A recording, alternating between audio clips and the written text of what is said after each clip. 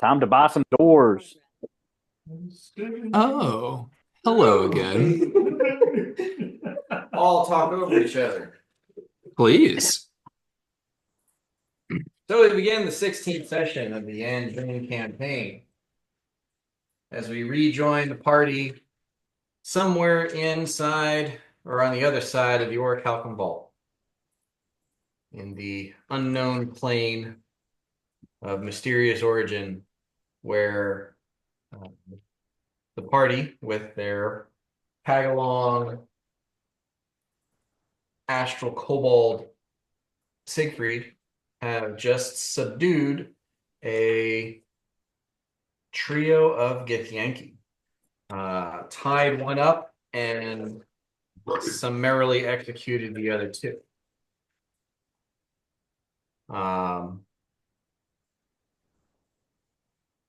So, it's short and sweet. I think we're good. Yeah, there was a lot of. Do you want to go over this for 5-10 minutes, Trevor? I just think Just that back and forth, kind of hash out the same details multiple times. This is reasonable. What's even better is you're taking it on a deeper meta level because now you're doing the same joke over and over again. Yeah. Oh, yeah. Good. We have one gift Yankee message, right? Yes, you did. All right. What's session number around, Dan? 16. 16. Dan, is this Gith Yankee conscious?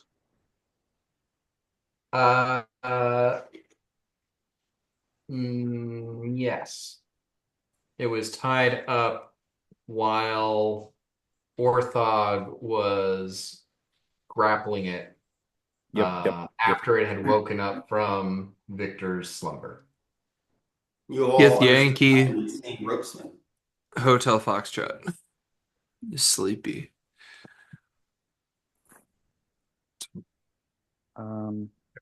I would like to do a shadow puppet performance for this Gith Yankee prisoner. And I would like to recreate the ass kicking that they just received via shadow puppetry for them to watch. Yes, this individual scowls at a competency level that is beyond anything any of you have ever seen. Deep skill. This is a there are volumes in the scowl that declare how much he hates and loathes all of you. I stepped pretty far away. I'm good on that. Y'all do that. I helped enough. No, I did not loot it. I'm going around looting the corpses of his fallen comrades. The one individual that is not wearing any armor, all he seems to have on him are 4 throwing blades of a metal that you're not familiar with. The other, the dead Githyanki woman is wearing a breastplate, and she was carrying a longsword. It seems to be of the same silvered make as the ones that you turned into the Vault Keeper. And the one that's tied up is also wearing a breastplate, and he was carrying a great sword that was silver make.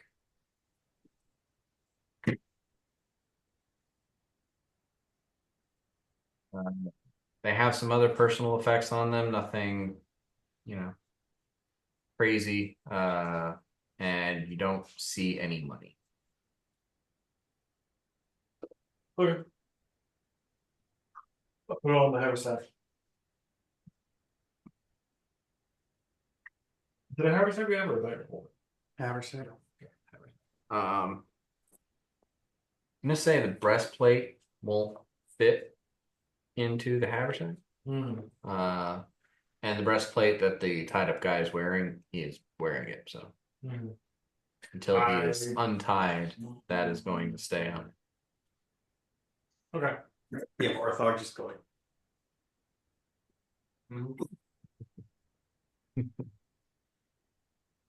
Orthog could do the sleeper hold, put him back to sleep. Yeah. Squeeze Randy it out of Savage, the fool. breastplate like Yeah. toothpaste. Orthog, are these? Is this creature evil? Uh, you see Orthog's eyes glow like an amber hue, and he stares at the guy for a minute. Says, "I don't know. Hmm. Probably not. Probably maybe." As I must remind you, unless you are a demon, an undead, a priest, or something, you have to be significantly high level to just like detect as evil. Sure. Yeah. Just So this guy being a fighter, he's not going to detect as evil unless he's, 7th level or something like that. But what if it's Just- ill attack? wanting to check a box before we assassinate someone and piss Orthog off.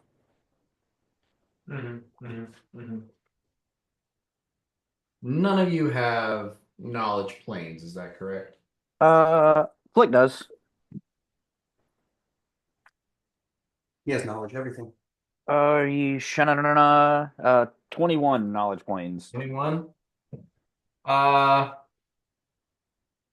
Okay, so what you have read about Githyanki is that they are pirates of the Astral Sea. They were once a race entirely enslaved by the Illithid, the Mind Flayers, but thousands of years ago, they rose up and broke their bonds and set out on their own, collapsed the Illithid Empire that ruled the Astral Sea, and things did not get any fucking better. They're pan dimension. They're Turks. No, it's better They here. they wanted to do the oppressing. They said, we're tired of being oppressed. We want to form an empire and do the oppressing on a mass scale. Pan-dimensional Turks. Yes. Who are the Armenians? Yes. Everyone else. Yeah, they have no qualms with enslaving other races. They are, you know, happy to kill anyone who pisses them off. Even amongst themselves, they are not exceptionally, or even to the word, they're not kind or they're just constantly mean and angry. Sure. Sure. That whole the resentment of of enslavement is genetic in them. Hurt people, man. Interesting. Yeah, so I used to read about these cats, guys, and they had a tough go of things, but uh let's just say I don't think we want this fellow alive. Uh Generally speaking, slavery is pretty cool for them.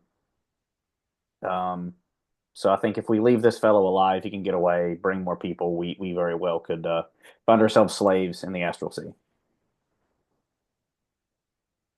I mean, most of you guys have two understandings of slavery. In Yanjing, slavery exists, but there are sort of like, animal rights laws for slaves. Like you can't just beat them because you have fun doing it. But you do know that there are people who are, people who enslave other people, and it's just absolutely malicious, hateful behavior. And Flick, you're pretty sure that the Githyanki are more on that, like, yeah, they might just kill you because they had a bad day and they want to see something else hurt. It's Greek slavery versus American slavery, and they're the Americans. Yeah. Yeah. Uh-huh. Well, Flick telling us that I say, yeah, that should be no problem. And then I put the other breastplate on top of him. Right, he can't. He's like a tube, so I just go put it right on top of him, and then I just start drawing my falchion.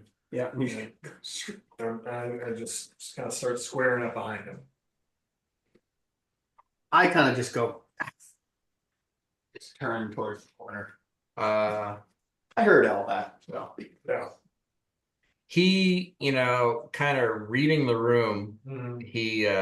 he starts obviously cursing, probably insulting in whatever the language is he is speaking that none of you understand. Mhm. But looks like he is intent on making himself heard in the last few moments of his life. I'd start with the throat. that brings out a groan from the dwarf standing in the corner. Um, Make it a that speedy death. Ease his suffering. Ease my was suffering. Good I'm looking Lord, around he the won't room. shut up. Last time I threw a guy down a hole, everyone got mad. We're cool here. I'm gonna be cool about it. I thought that you throwing the guy down the hole was pretty badass, but Thank you. still, yeah, It was badass. yeah. I'm more worried about our turtle man friend.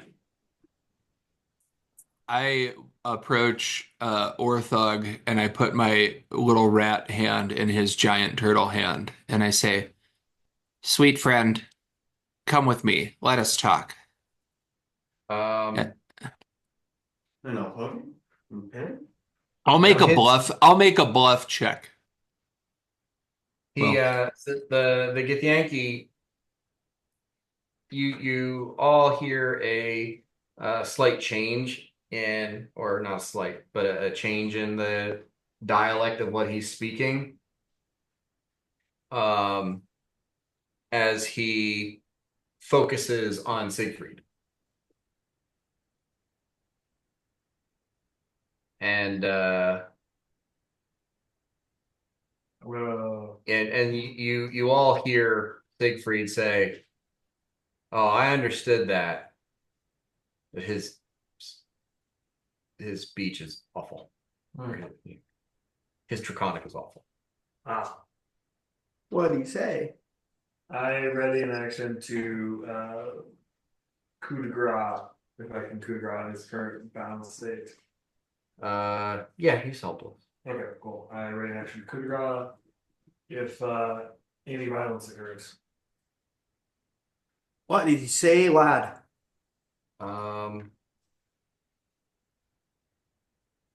he suggested that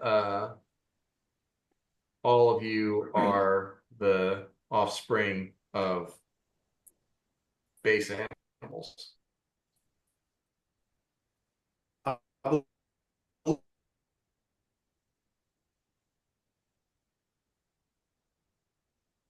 I believe that anyone who has a ready to action, which Yeah, once related to me, I'm just fucking rather than cutting his head off, I just drive it between his neck and his collarbone in that brutal. sweet Yeah. spot right there. And once it's in there really good, I fucking just yank his head back to really make sure the wound is just pulling apart. Yeah. it's string cheese. Yeah. So Well, Verbal violence, still violence. that's true. Words hurt people. Words don't hurt people. Hurt people hurt people. Hurt people hurt people. I think it's half orcs hurt people. what's your max damage on a crit? My falchion or calcum would be 2d4 plus 4, so max damage would be 4 plus 4 12 times 2 24. Is that right? 24? Okay. If you're a power attack, that would be 30. Power attacking adds 6. Adds 3. Adds 3 to both of them with me.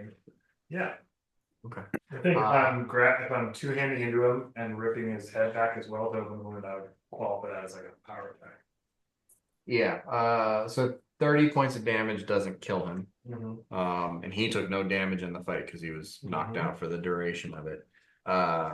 You just his angry, curses and insults take on a more desperate tone. There's anger there still, but now there's equal measures of fear. My sword is in his collarbone. I pull from my person my two silver daggers that I have, and I just start yanking. Just like I'm just going at that spot. Like when in Ricky Bobby, when they're trying to get the knife out of his leg with more knives, it's kind of like that. Like I'm getting in and around it. I go, oh God! Yeah, it's pretty rough. Omar in the wire, just going ham. I'm gonna then change that butterfly knives. Use those butterfly knives. Okay. Masterwork butterfly knives. Mm-hmm. I have no idea what their stats are. I've never used them before. All right. So Just gonna yada yada yada. I'd imagine they're like 1d3. Sure, something like that. That's fine. You kill him till he's dead. And yeah, he goes limp. Kind of go up to you and I go.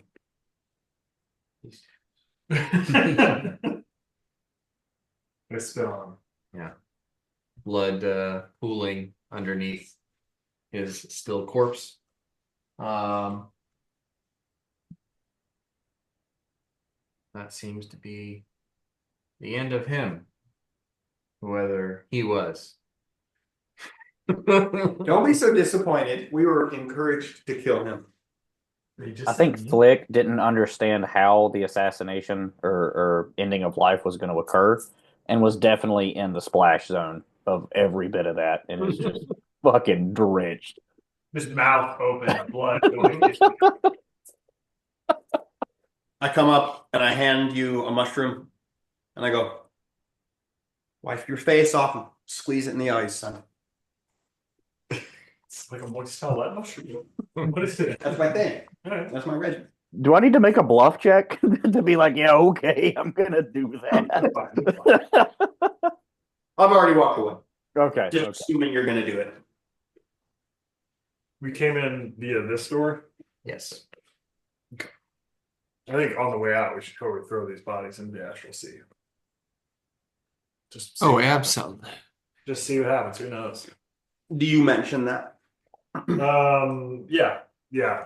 I say, Siegfried, is that a disrespectful or bad thing to do? You get the telepathic equivalent of a shrug. They're pirates. What? Death at sea. What? Also, plausible deniability. Yeah. No. Also, if we're going to be in here looting for undisclosed amounts of time and have to keep coming through this corridor, that's going to get rotten. Yeah, it's going to be gross. Science. It's going to be gross. Misfortune. Misfortune. Science. The Siegfried's bedroom and throw him out the astral sea window. I'm not fucking going in there. All right, that's fine. I'll help you drag him like to the, which is weird for me to do. I'll help you drag him to the door. I'm not going in there. I fucking puke when I go in there. That's fair. I'll go in with you, cool? Bad You wanna do that? Altan. I must see the effects of the astral sea. For science. All right. I dragged the guy whose name and character sheet you didn't fill out to the astral sea room to throw through the door. Okay. All right. You do so. You need Orthog to open the Orichalcum door for you. I assume that just for the sake of simplicity, you prop open the door that Flick needs to pick lock, like this one here. Yes. And then you need Flick to pick lock the door to the astral sea room, and you chuck the body out there, and it floats off into the near distance. And since there is atmosphere, it stops due to air friction, and just kind of like floating maybe 20 or 30 feet out there. Whoa. But now you have like a point of reference, so maybe it's not that you'll get so nauseous. We can make a bridge of dead guys. That's super fun. Cool. I rush out there. Check this out. Awesome. I'm gonna go get another one. I just run back in the room. I just start dragging in the second one. I'm not fucking going in there. And then yeah. All three? Oh yeah, they're all going in. Okay. Very So yeah, you interesting. check them out there, and they're it's kind of the second one bumps into the first one a little bit, and third one just kind of veers off to one side and doesn't make contact. And yep, just three Githyanki bodies kind of just floating out there. Awesome. Siegfried's gonna love it. He's gonna love what we did. We made him surfboards.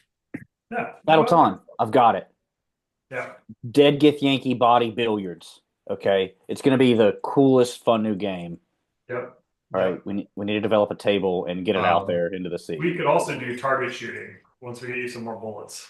It's got more of a bocce thing going on. Okay. Now that Siegfried has a better grasp on the way common manifests in your brains, he's capable of giving a clearer explanation of something that he warned you about before. Mm-hmm. And as he watches you toss the second body out into the astral sea, he says, "You need to be very careful because if you leave here, you can't find your way back. Leave where? This place. If you're out there, you will not see back here. You will just be in the sea." Oh. And you're just fucking standing right at the edge, chucking bodies. He says, perhaps your friends could throw you a rope and drag you back in, but you yourself, if you leave this place, it will not be behind you.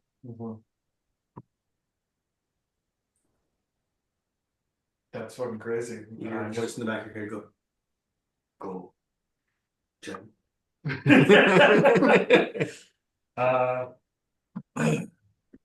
No, I'm just chewing gum. Literally feeling the call of the void. Go get the third body. So yeah, like in that other hallway where you could see the other side, if you tried to jump that gap, you just jump out into the astral sea and the hallways would be gone. Good.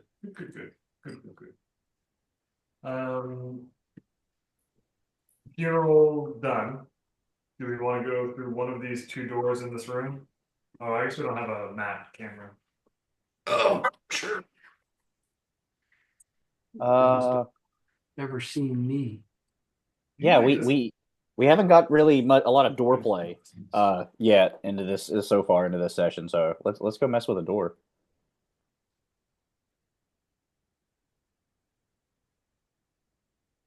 Door play. I thought it was nice. It's pretty Which good. door do we want to go in? We got a biggie here, and we got a little guy there. Let's start with the little fella. Ooh. Little door? Little fella. You got the lock Little You go to town. Little Yang. little door play. We start with the little door.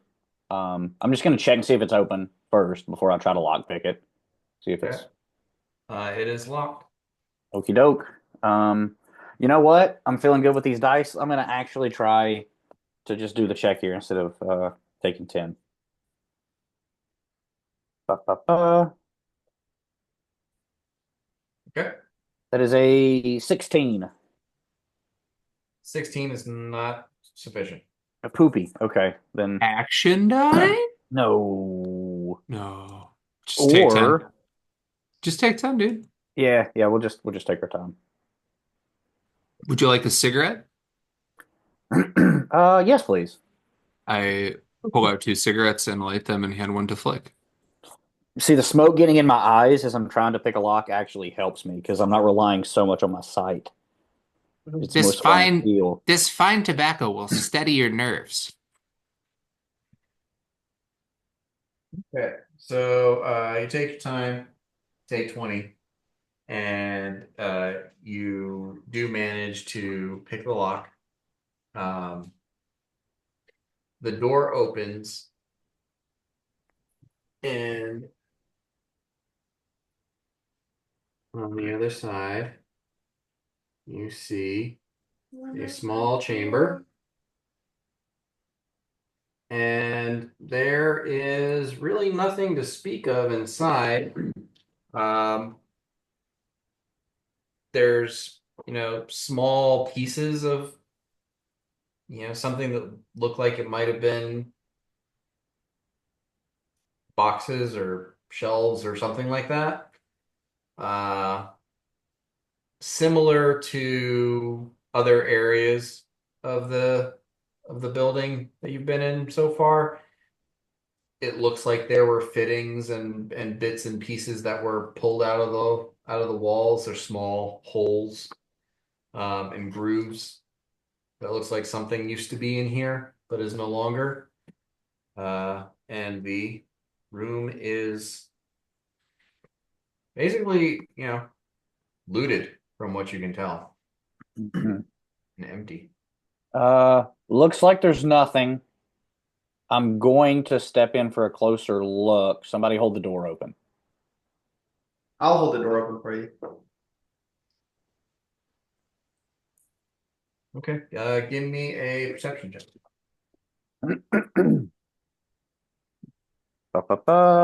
Dirty 20. Um,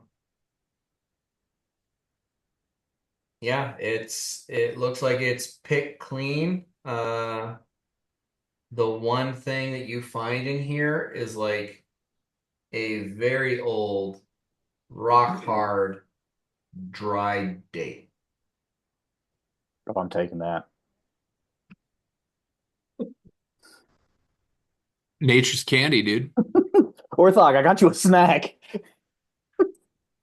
Delicious.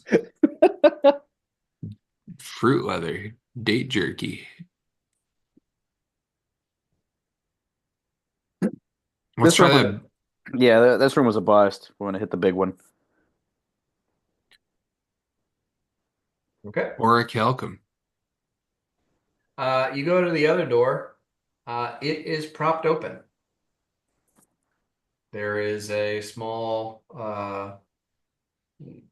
stick or block of wood that is keeping it from locking and closing itself, or closing and locking itself. Does it open in or open out? It opens out. Yo, orthog or bad Elton, I guess. Do you want to like boot it down, boot it open, It opens out into the hall. Yeah. Okay. boot it? Well, what Orthodox says, yeah, sure. And he's gonna run at it and just give it a good shoulder check. Boot. Uh, Give me a strength check. Turtles.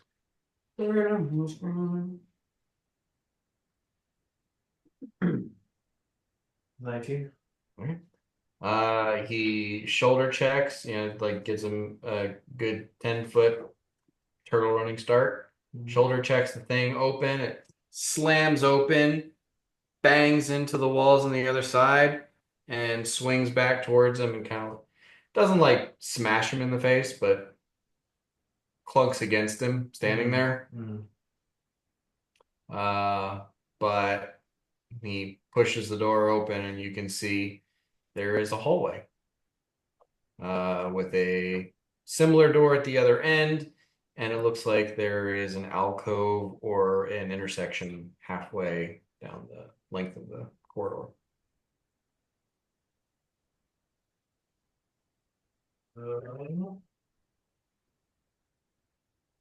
I would think Orthog walks all the way to this door and checks it out. Bottleton comes behind him and checks it out.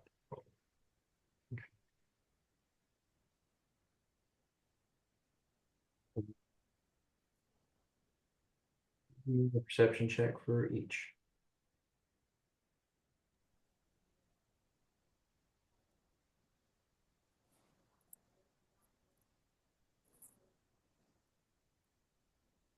Bottleton perception check, 12.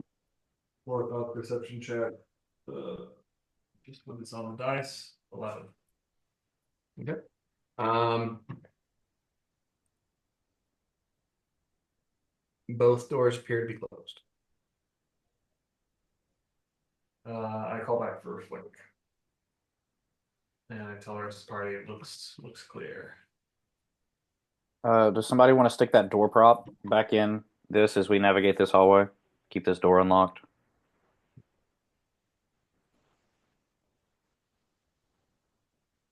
The door that you find in the center of the corridor is an orichalcum door, which you know is not something that Flick can lockpick. So are you calling him to go do the one that on the other end of the corridor, or Yeah. So can Orthon go before the goblin once?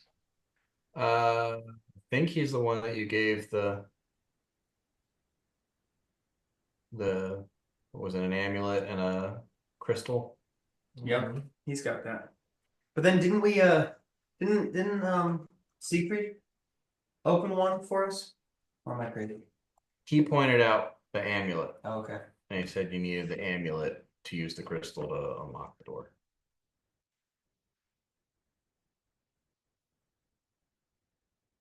Okay. So Flick, are you gonna disappear?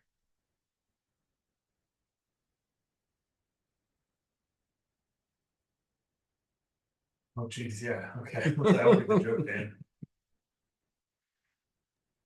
Where do you go? Oh, Flick? Well, you were coughing there for a second, Ross. You look just like David Harbour. Go on. Stranger Things, Oh, the sheriff. yeah. I have short hair now. I'm a short hair guy. Like Dave Harbour. Short hair They man. yeah, they put him in that gulag in season whatever, and then he got short hair. That was a That's crazy season season. Yeah. Yeah, The those ones gulag. halfway through be like, he's a sheriff from Indiana. Yeah. This is crazy. Yeah, totally. Is that the Says- one where the guy who looks like Patton Oswalt got his stomach ripped out? That was Sean Astin? That was season 2. Yeah, okay. Yo, dude, it was Yeah, Samwise. Samwise Gamgee. Goonies never say die until they get their stomach ripped out by a fucking interplanar demon. Huh. Oh, look who rejoined us. You gonna pick a lock or some shit, or you just gonna He back. screw around? I had to pee pee. Abandoned us. I had to go to the bathroom. Oh my God. We all have to go to the bathroom. What do you think I'm we're pissing doing? my pants right now, Nat dude. 20.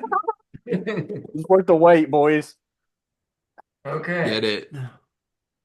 All right. You unlock the door at the other end of the corridor. Door.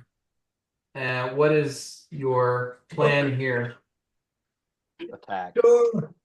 Does this one open in or out? It opens out. Dude, I think we get a repeat Or I performance. mean, it opens in towards you guys. Towards us. Out of the room, in towards the corridor. Hey, then. I ready a action. You can't just say you're ready in action. You have to tell me what the action you're ready in. Do you I also what ready the, in and what the you have to say what action you're ready and what the trigger. No, that triggered it. That triggered it. That triggered I one. can do it. I can do If it I now. see a douchebag, I'm gonna make him go to sleep. The clobber. Well, Battleton's right to you. That's true. My character is a douchebag. If I see a douchebag I don't know, Good. I'm gonna hex him with slumber. Okay. All right. So how are you oriented here in the lineup?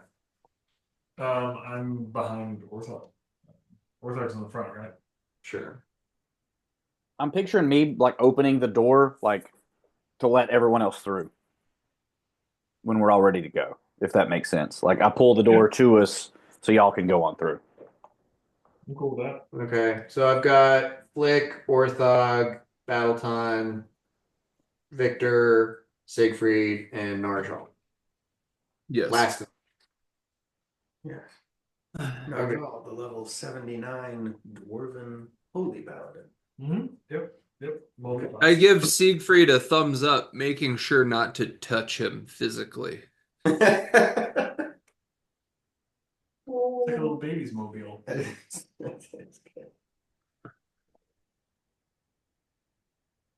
Okay. You see another chamber that basically mirrors the one that you just came from. With another door on your right and an alcove to the immediate right. However, looking in here, you see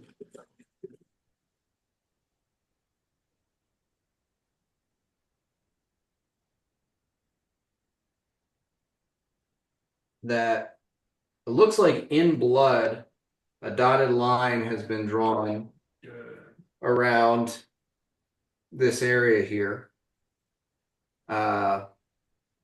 And you can see there are some faint scorch marks on the floor in the room near that door.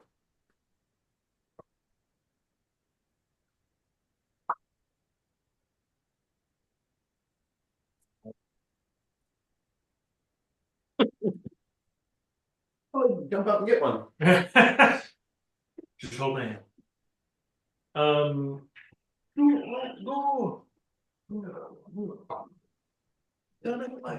So big turtle man comes in the room. Who's gonna come in after him? I'm gonna go right up to the edge of that. I'm gonna say Orthog as this goes over to this door. He's checking that door out.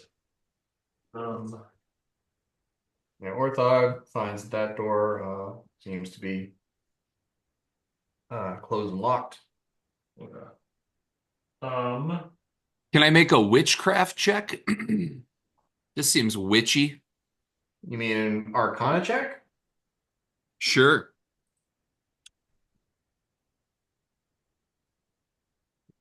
Sure. All right, I'll make a knowledge arcana check. That is a cool 18 on the die for a total of 27. You. Yeah. Oh, that's awesome. Love that. I'm a witch. Think Doctor. Doctor. It's kind of cool. So checking it out, you see that it looks like the dotted line on the floor is basically like wiped in blood by fingers. And the scorch marks on the floor seem to have issued from some sort of energy blast coming from the direction of the door. You feel like you could possibly get more information by using detect magic and making a spellcraft check. Yeah, I post up at the top of the key and drain the spellcraft check from downtown.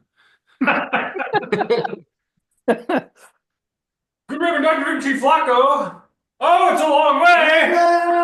The little man is driving hard in the paint. Okay, Maybe so right. yeah, you cast detect magic. Yep. Please give me a spellcraft check. Not as good. That is a 17 total. 17 total. Okay. So you do see there is a magic aura coming from the door. Only since you have seen a similar aura on all of the other wooden doors you've come across, you do pick out that like prestidigitation and mage hand effect.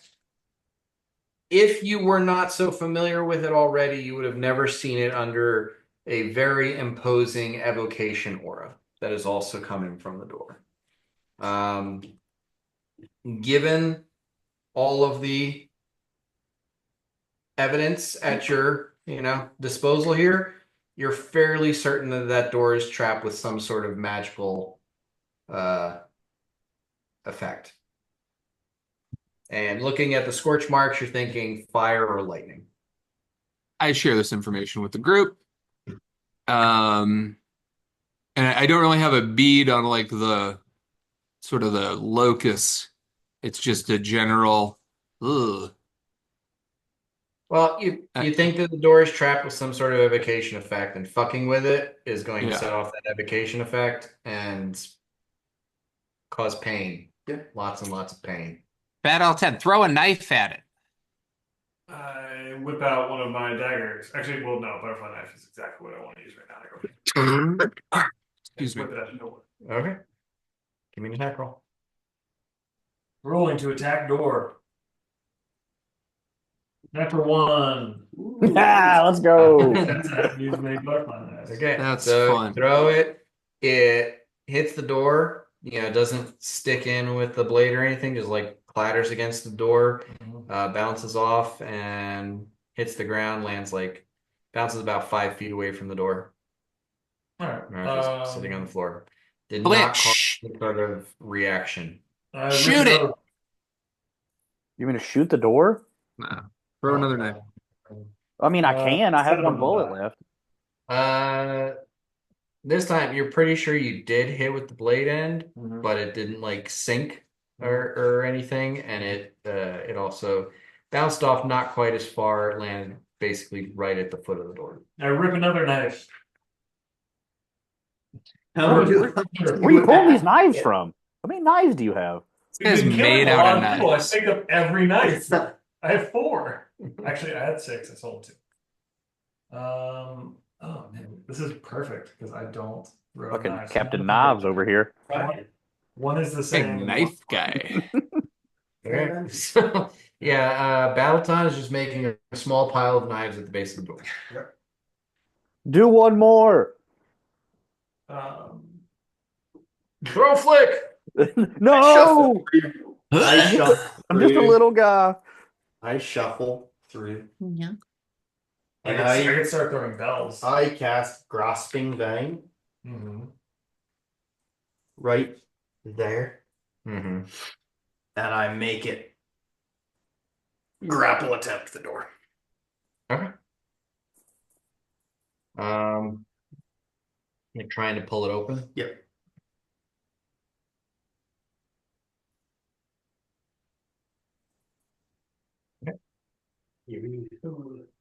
I was trying to pick the lock at range. Audio, like a little guy.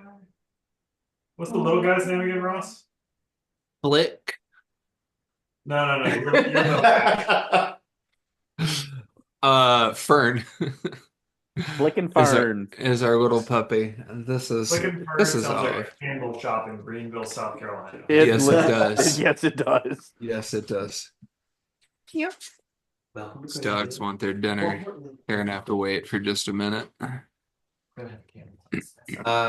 So your grasping vine grabs a hold of the door handle and pulls with all of its woody might, and a gout of flame expands from the door, kind of taking it in that dotted line area, singeing Victor's whiskers and Battleton's eyebrows, and completely incinerating that Yeah, grasping vine. that makes sense.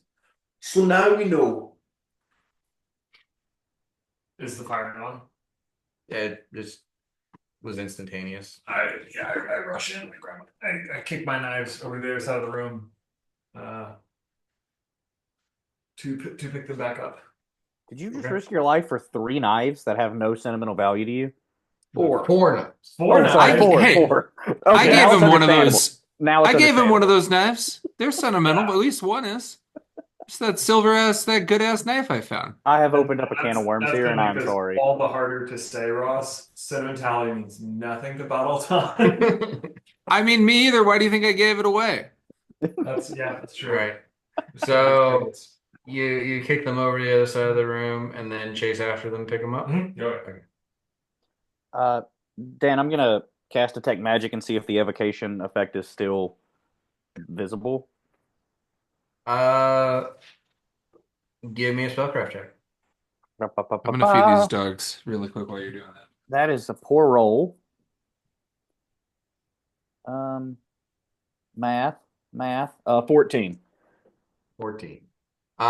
You're still detecting evocation coming from the door. Okay. Battleton, your butterfly knives are, they have a bit of a singe to them, but they're fine. Yeah. But the silver daggers that you got from the Mhm. Githyanki, that's what you have otherwise, right? I had them before the Get Yankee. Oh no, it was the first one we looted. That had the first sword they all Well, whatever. They're daggers, right? yeah. So It's the silvery daggers. so the grips for them have been just like burned away. They used to have like some sort of reptilianish skin leather, and whatever that fire effect was just like incinerated the organic bits. Mm. Okay. Got a little shanks now. Pocketing my knives, I say, well, fuck that door. Let's go through this other one over here. Dora Calcum. Oh, dude, I want this trap door though. I mean, if you want to fix it, that's fine. I'm saying on a meta level. Oh, I was talking about like the door that. Oh, this one over Yeah, here? because we don't. Okay. So Flick, you gonna unlock the this port door here? Yeah, I guess so. I do my best Andre the Giant impression and say, what we need is a Holocaust cloak.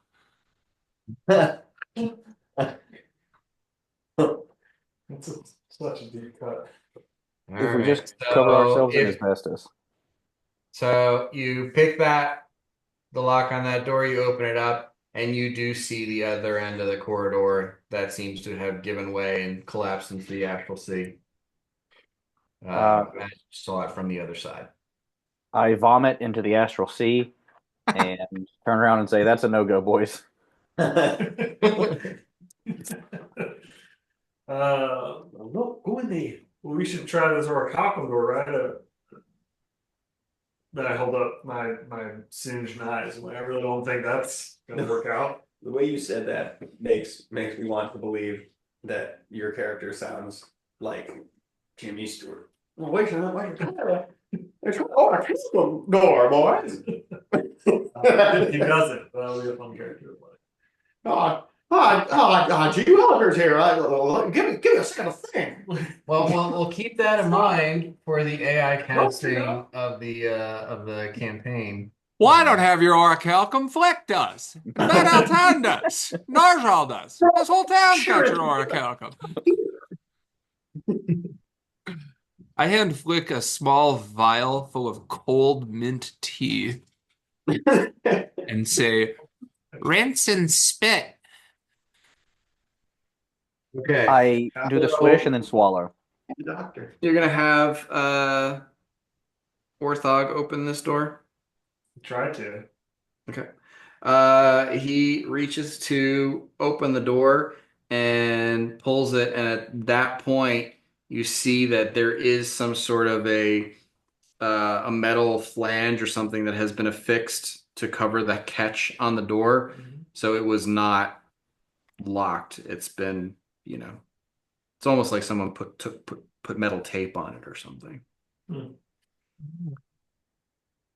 That's a deep cut just for me and Trevor. Metal tape. Boiler room. Yep. Tape. But yeah, it has been, also sort of not propped open, but propped to avoid being locked. And This is for us, boys. It's an investment. It's capital. Oh, damn. That's a multi-level marketing deal.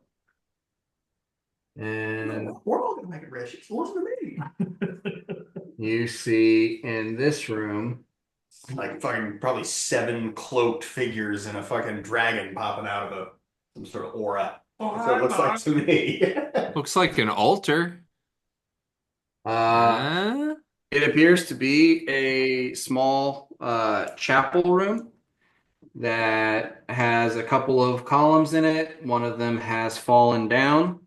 Um, you see there is a altar on the far side with a pedestal that used to have a statue on it, but you can only see like the crumbling parts of the like feet at the base of the statue. Oh god. More important and extremely obvious, this looks like a campsite. There are there are trunks and barrels. There are mats laid out on the floor. There's sacks and provisions. There's even like looks like there's a metal plate with some half-eaten food set atop it. With a smaller crate to the side used as a chair. Um, yeah, it looks like someone was camping here. Like recently? There's food on the plate. I Do you sprinted think in, it checked was the the door. jabronis that we just smoked? Is it Yeah, probably locked or is it propped open? It's propped open. I sprint to this room and I check this door. Is it locked or propped open? It's propped open. I sprint right back here and I get like 2 inches away from Orthox face. And I'm like, this is definitely a base camp. This is where they're operating out of. There's probably more, and they might come back through these other How much doors. taller than he is? I don't know. Like, I figure he's like maybe a half foot taller than me. Orthog. He is 6 feet tall. I am 5'10". Okay. Okay. So 2 So inches. I'm thinking in my head. Yeah. You're just staring at the top of his head. Yeah. Thinking. This whole place is a mess. Sorry, I can't stop. You and Jimmy Stewart thing. I fucking love him. I think he's so funny. He's one of the greats. Why I went to Washington. Yeah, this is a base camp. So there's probably others that might come back. Or How many mats are there? Sleeping arrangement mats? Great thought. 6. We killed 3 in that room, and we found a 4th. Yeah, that 4th one's been there for a very long time. So there's at least 3. So they probably split up Scooby-Doo style. Hmm. Should we ambush them? Ambush who? There's 3 dudes was sleeping in 2 beds, living like kings.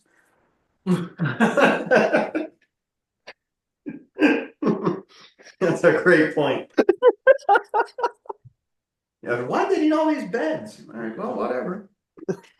I like that idea that Flick's just a fucking moron. Let's just put a bed here. Must be nice. He's not a fucking moron. He just doesn't think anything through at all. Ever. Sweet, they had double beds. We could do an ambush. Yeah, we could also, or we could just lock them out of the room, but that would give us away, I guess. We just go find them, hunt them down. Or we try to find them. We could just hide in here and wait for them to come back, and then just jump on them. We could just finish this one's breakfast. I say and pick up the plate full of food and examine it. What's on the plate? It looks like a dollop of some sort of boiled grain that you're not familiar with, like kind of like it's reminiscent of like oatmeal or grits, but you can't place the grain that's on this plate. It has a different odor, some slightly like garlicky. And there is and next to it is a piece of dried meat that you're also unfamiliar with. I nibble it rattly. Um, Tastes like jerky. Uh, you get a more akin to goat than beef, but you know, dried salted meat, they all taste pretty similar. I finish his breakfast and pocket his plate. Fool. Is it heavier than oatmeal? Is the glob heavier than oatmeal? No, I'm good than Jimmy Stewart. You're Jimmy Stewart. I'm Billy. Oh, roasted. Let's see. Let's go ahead and say 14. Appears less dense to you. Hello. Can we hide in here? And I'm gonna say, I don't know how you're pocketing this plate because you are a 3 foot tall rat man and this is a normal sized, like human plate, like 10 inches. It's like Breastplate. bigger than your chest. I tuck the plate under my left arm. Okay. Later, when you were attacked by a troll, we all remarked, well, how did he survive? That spear would have pierced a boar. And then the good Reverend Dr. Dr. Flacco pulls his shirt apart. Yeah. And there's just a tin plate. I'm not That is concealing the pierced plate. through. Yeah, and then he dies. And then blood comes out of his mouth. I'm just holding the plate under my arm. What are the rest of you doing? I'm examining the room to see if there is good cover to hide in the room or if we should stage an ambush elsewhere. I'm thinking we hide the on this. columns are a viable option. The problem is there's 2 doors. Yeah. So you don't know, like hiding, you're getting cover from one door is being exposed by the other. Yeah. Okay, so what are you doing, Marshall? I'm in there. I recommend that we take the metal tape off of the orichalcum door. That would do what? Unlock it? That would lock the orichalcum door. But then that would lock us inside? We can open it. We're assuming we can open it. Yeah. And Well, never mind. I think if Well, we're gonna I'll ambush- say, you can hear and see that when Orthog attempted to open the orichalcum door, the mechanism of it did open. So it's because Like- he's paladin. It's because he's good. It's because he has the amulet. I like my thing better. Who gave him the amulet? The Siegfried guy. Why did he give it to him? Because he saw he was good. Okay. Flick, what are you doing? So what's the back of this room? There is a dais and an altar that used to have a statue on it, and the statue is gone. You just see the feet and the ankles, and it's broken above that. What about the rubble to the right? That is a fallen column. Can we hide behind this column that reminds me of Narjal's hog? I was thinking Mr. Hanky. Yeah. You can. The question is, you hide on one side of it, you're exposed to one door, and if you hide on the other side of it, you're exposed to the other door. Same situation. I think the move is if we want to ambush, we just stay outside of the orichalcum door and then we just fucking blow through the door when they get back and get settled. Yeah. And I guess we can be reasonably certain, considering the amount of exploring we've done on the other side of this orichalcum door, that he probably is beyond one of the wooden ones. Unless they fucking went through that burnt, scorched fire ring thing successfully, yes. There are many who are more wise than us. Mhm. and cake. Mhm. Uh, Wasn't hear specific. me out. We just do what we do best and blow through a door and see what happens. We just go through one of the doors. Yeah, I'm not opposed to that. All Because I right. mean, why are we planning here? What? What do we want? Why are we planning here? You It's just not want what to. we You just want to do. roll hogs in. Yeah, dude. Fucking. I'm a Hogs go out. out. Hogs out, actually. Yeah. You don't tuck it in before you go into battle. Nah, No, dude. no, you The got to You show gotta your start enemies with what the you're the working with. plot. You don't tuck it behind your legs. No, Nah, no. dude. I Uh-uh. want them to see it. I want them to be afraid that I have no fear. General Well, butt naked that's how you're gonna get your style. hog cut off, dude. You gotta Well, I wrap don't need it. Tuck it, and then you do really quick little baby steps at them. Nah, dude. Every night is Hogs Watch Yeah, like, night. I'm me. No, who is this lady? Uh, I leave an ambush, but if you guys want to just roll through doors, that's fine. Does anybody else And speak Draconic? Wasn't he speaking like bastard Draconic? Yeah, One of that's them a is, yeah. that's a no for me, dog. should be able to translate a lot of things, right? He casts comprehend I language was on a thinking we could just call out in Draconic to these jabronis just to confuse them if they're, within hearing distance. yeah. Come on. I don't think we want to do anything that notifies them that's going to give them the opportunity to buff into stuff. Siegfried don't have a mouth though. An ambush helps us because we get to like, per Flick's genius tactical decision in the last session to shut the door in our face. It gives us, an advanced round to come in buffed. But if there's, we used spells last session, so there's not as many buffs we would cast this time, then yeah, I guess just go through the door. We could just like hedge our bets and part of us hide on each side. Like, so you can hide from one door, somebody can hide from the other door. Whichever way they come in, they won't see the full party. That's good. Can you do any like Mirage um vision type stuff to fuck with them coming in?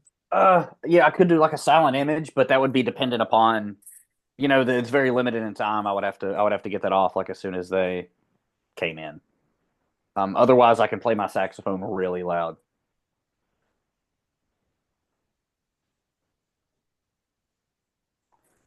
Unless, let me see if there's anything else I can do. Some ventriloquism ghost sound bullshit, maybe.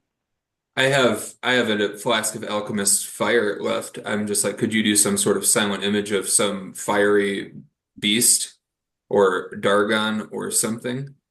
And we could time that. So, surprise attack, try and intimidate I do or like no.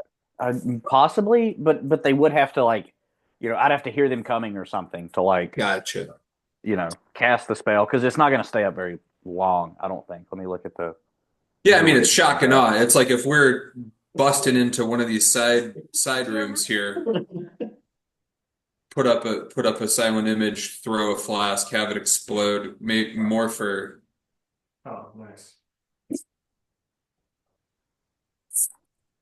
I'm always down for some flair of the dramatic.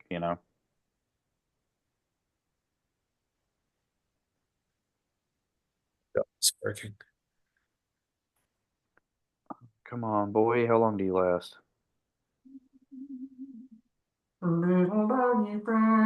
Sorry. You Why just am I talked not? about I wanted to sing. Am I stupid? I don't see a duration. Oh, duration is concentration. So I guess yeah, I could just get that up, and you just shuck a flask, whenever. Okay, What are we sure. gonna do for the to cover the silence part? We've already got Um, kind of the incorporeal part covered. I can ghost sound or ventriloquism. Cool. Well, you're concentrating. Can I do that? I don't You guys know. could make a ruckus. You guys could just yell dragon noises while this happens.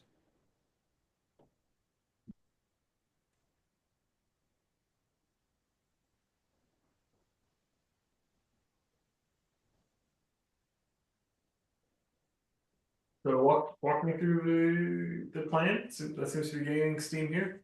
We have the concept of a plan. Okay. We're gonna we're gonna blow through one of these doors with a silent image and a hucked like flask of alchemist fire and a big scary noise and try and do catch whoever's behind it totally by surprise and possibly do an intimidation thing. If no one's behind the door, what then? I mean, we're Then we hide in the room. the burning room.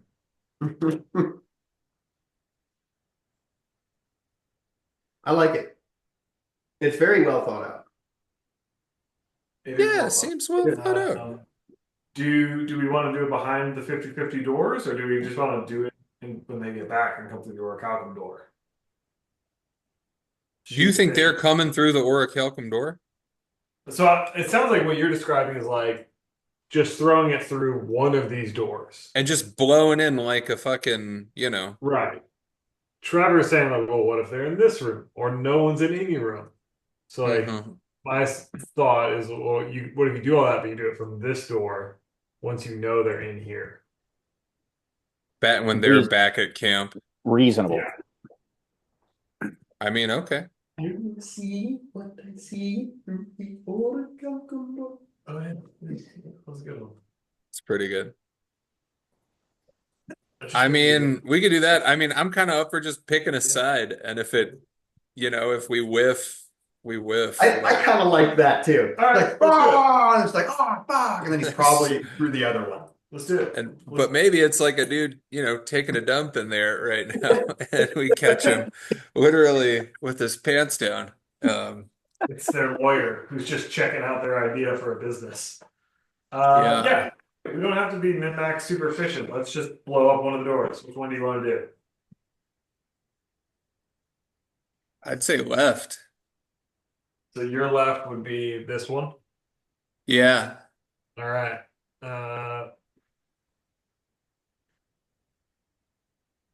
Okay. I'm gonna post up here. Orthog's gonna post up there. So we're gonna breach through the door once Chip pops Oh, we're on. doing that one? For some reason, in my head, I was picturing this one. Totally fine. Totally fine. He said left. Yep. That's left. Yep. Victor is a smart one. Yeah. He is the smartest in the group. You can trust Victor me. I'm a doctor. Here, maybe Narjal, you're in the back with Siegfried. Yeah. Any edits? I'm good with that. So it's our little tiny caster boys right in the middle. The two big hunks on the outside. And we're gonna go. Big scary thing in the middle, like right in the middle front. Yeah, then we're gonna actually so maybe one tile back. What does this silent image look like? Well, it's imagine a four-legged with four-legged reptilian creature with wings, but it has the head of Flick. And Okay. It has the head of Flick. the head of Flick, yeah. That's fine. That'll still be terrible. This should look like nightmare fuel, and on its feet have like my length fingers, these like wildly long, terrifying little toes. Like the Timu Balrog? Yeah, pretty much. And it's grumpy. Yep. And okay. Yeah, it kind of reminds me of the Jabberwocky. Are we all just going? I have no idea if I can cast another spell. I tried to look it up, and then I got distracted by talking to you guys while this is up. That's what Narjal's doing if he's asked to make a scary noise. His mouth I speak Draconic. It's one of my languages, so I'm gonna Oh, there you go. just a Oh, I didn't know you string. spoke Draconic. I've got Dwarven, Farin, Elvish, Draconic, and Infernal.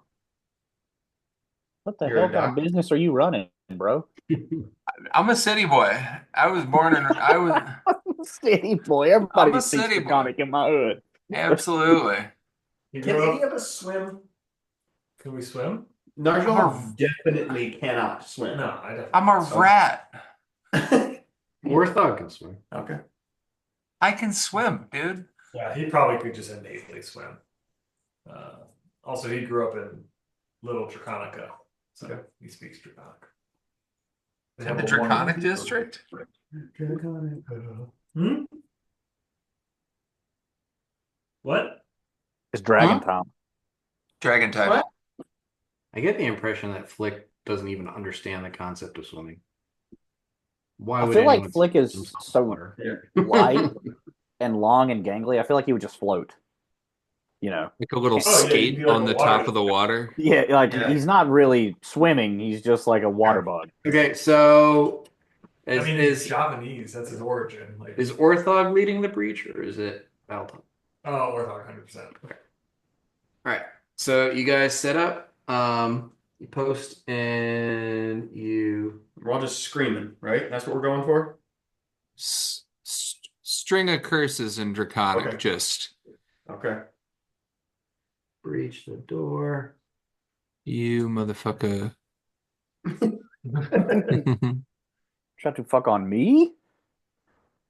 Piece Fireball. of And you, well, at least Orthog and Battleton rush into the room to find it empty. Did you throw the alchemist fire? Like, what's going on here with Not- with the illusion? not yet, I guess. Nerds. Big Okay, well, empty room. Just run to the next room Yeah. real quick. yeah, we just, Keep that illusion going. Don't let it lapse. have I it, got have it crawl to the other side of the room. Don't let it wane, son. Blowed out. It's empty. Give me, I'm gonna say,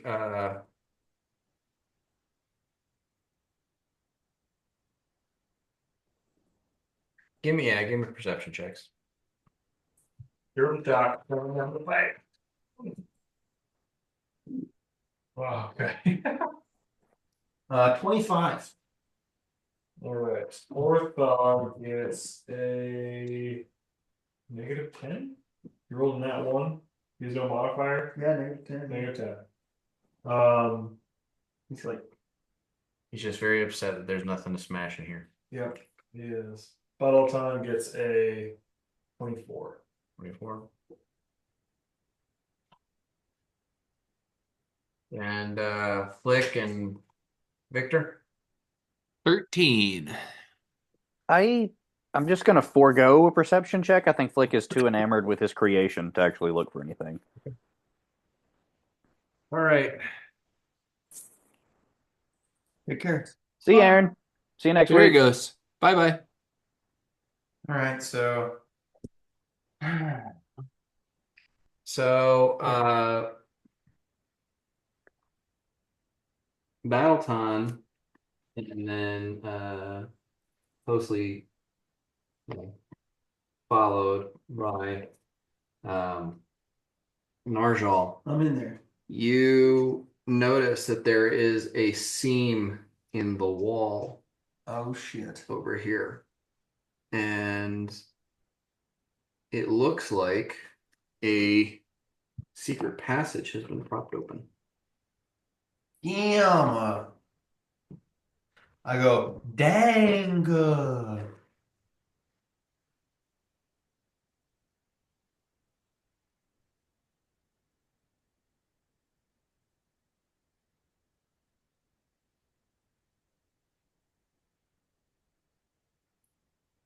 Through the welcome door. I see what I see through the arc of the I'll give it a second. You and Narjal spotted a secret door secret door. that's been propped open. Secret passage.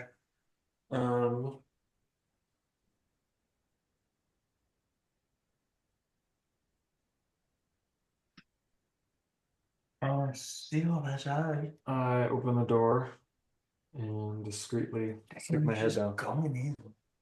Okay. I You think timeliness is important right now. Yeah.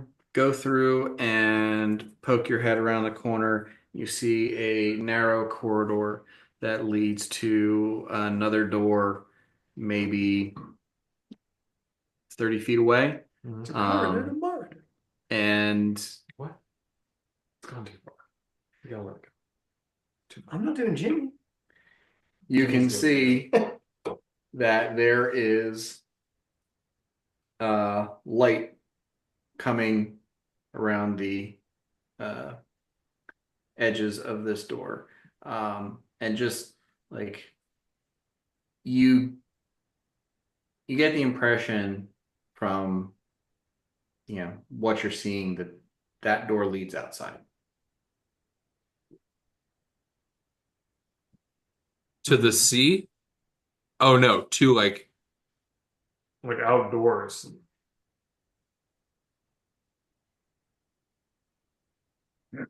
It's a corridor to Mordor. Where's that from? Mordor.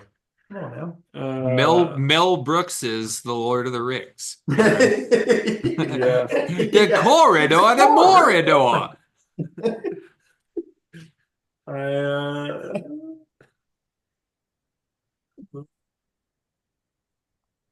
Wow. Unexpected. Should I we check look back through this door and I look through this door towards the back where I can see Siegfried. And then I point at him, and in my brain I say, Siegfried, come take a look at this. He comes over and takes a look at it, and he says, "I think this is how I came in here."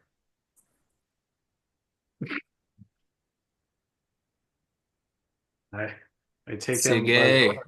That's interesting. I walk him away from that hallway. I call the group in this room. Powwow. Reverend Doctor and Flick, do you come into the small antechamber?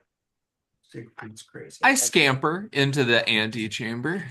I tend to pull all but two Sharpies out of here, but I think brown one. I fucking I hate those scamper. Sharpies. Battleton? I don't think Randall will fit through the door. Is it important? Do I need to come in there? Is that your buddy? Yeah, yeah. Got a name for him. Randall. Randy.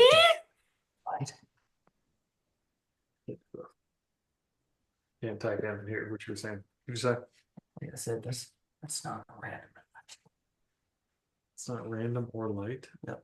Mm-mm. Intelligence says it'll be random light. Nothing. Nothing. Sorry. NC Nothing. 17.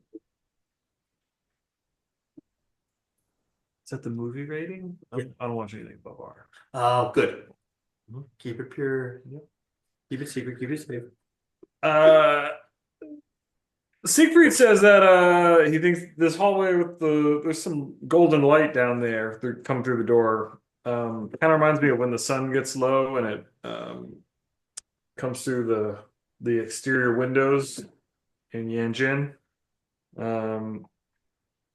Says it's where he thinks he came in from. Yes, good Reverend Dr. Victor T. Flacco. Oh You no, like raising your this hand? light, like this light right here. Yes, exactly like that light behind you, good Reverend Dr. This Victor light. T. Flacco. I don't know how you did that, but you've captured it perfectly. I'm a doctor. Thank you. Yeah. So that's where things stand. Siegfried, what is it like where you came from?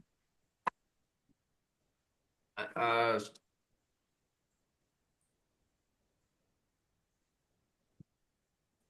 uh, it's you can tell he's frustrated. He's concentrating really hard. Mhm. He says,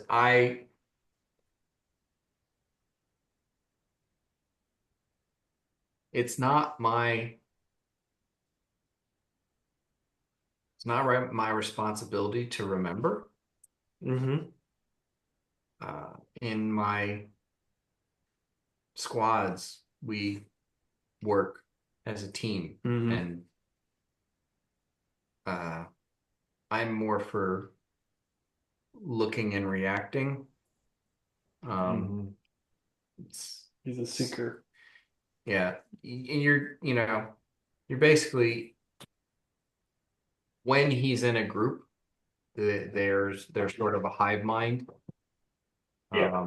And so he explains that another member of his pod is the cartographer and is supposed to like remember and organize the information that they collect.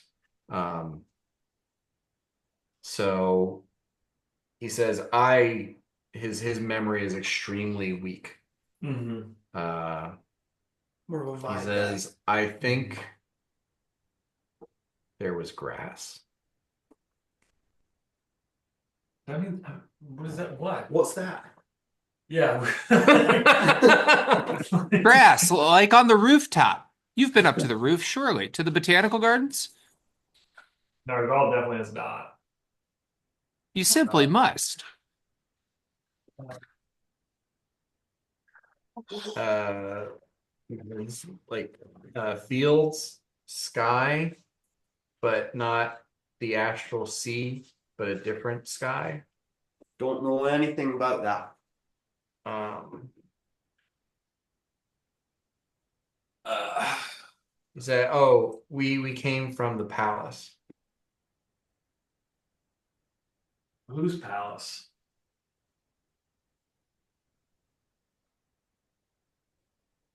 Master's This palace. fucking dragon. Mm. We gotta go through this door. Dude, We gotta, I'm shutting. yeah. I'm shutting.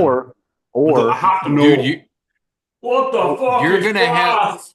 you're gonna have your mind blown. I go up to the door and I'm not like I'm stepping through it, I'm not gonna get lost in the astral sea. I try the door. Okay. It is propped open. I call back and I go, if anyone wants to see me do something stupid, now is your time. And I open the door. Okay. I down the hall, I go, what? And I look at you and there, fuck! You walk out and step outside, and you see in front of you a open field of tall grass stretching out into the distance. And on the far side of this field, hard to say, maybe a mile away, there is a massive castle rising up at the base of what appears to be a mountain, even though the castle, is taller with its spires than the top of the mountain. The sky is this amber hue with notes of pinks and reds, reminiscent of a sunset like you've never seen before. So completely lost on you. Though in the sky, you see that there are patches that have torn open into the astral sea. And in particular, you can see one large patch that's opened up and another large patch that's opened up. And you can see like the silvery threads of the stuff of the astral sea stretching like almost like ribbons from one hole into the next hole. And I'm gonna say you're gonna need to make a will save. This is, Yeah. like seeing the astral sea through a hole in the wall this is your entire vision is a great open expanse. Role playing wise, I gave myself a 5% chance, so 95% or higher, to not do the following, and I rolled a 16. And I am curled in the fetal position, pulling all of my hair out and alternating between crying, vomiting, and screaming as loudly as I can, completely unable to do Good. Good. If that's okay for the will save. Sure. I've never even been outside in my realm. At that point, I've come through the door. I find you like this, and I look around briefly, and I see you in a little screen pile. And I come over to you, and I roll you over so you're face down, Yeah. and I push your face down and go, breathe! Breathe in! Oh, yeah. Breathe in! Okay, I'm breathing Yeah. the dirt, I'm breathing the moist. Yeah. Are the rest of you going outside, or are you I can't not Just freak out. take dirt. Oh, absolutely. No, Yeah. no, no. But the other door, guys, there's probably the mother load of orichalcum back here. Yeah, I think you're probably right, Jake, and we should check that out. What? It's I'm not. kidding. It's not No. because I'm scared. I do want to check that Sure. door. It's a Let's tactical go out decision. Oh my onto god. the. Can we step into the field and get a look at what we're stepping out of?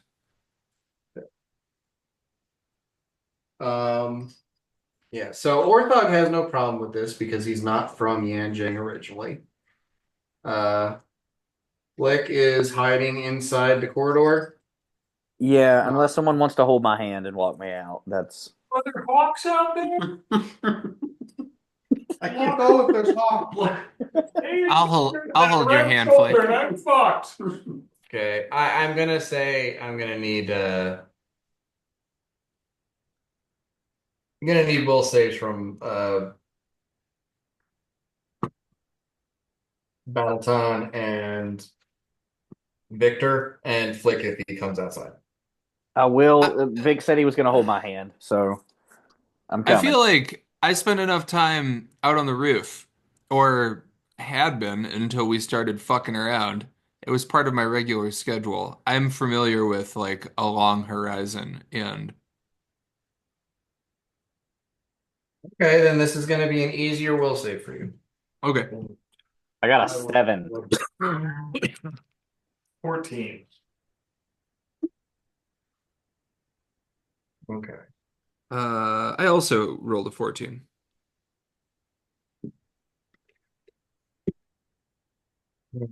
So for what did you get, Flick? A 7. So Flick, you are shaken. And so is Narjal. You're both shaken. Take a -2 penalty to attack rolls, saving throws, skill checks, and ability checks. There's -2 on any time you roll a d20. For Victor, you have no problem. For Battleton, you are dazzled. I have also been to the roof. This is a pretty crazy thing to view. There's holes in the sky that go to the astral plane. You can be dazzled. Whatever. It's just a -1 penalty on attack rolls and perception checks. Okay. I am going off like Victor has numerous times referred to the roof, and you've been less enthusiastic about it. Whatever. That's fine. I'm just infuriated. I think it's stupid. I hate it. I really You have to be enthusiastic about the roof. Okay. Yeah. all right. I am going off the way you guys have role played your characters up till now. Yeah, like I don't care what the fuck my condition is. I am going to breathe the dirt until I pass out, and someone will have to carry me. Where is Siegfried? Siegfried came out with you guys, and he's just kind of looking around, and he points to the castle in the distance and says, "I came from over there."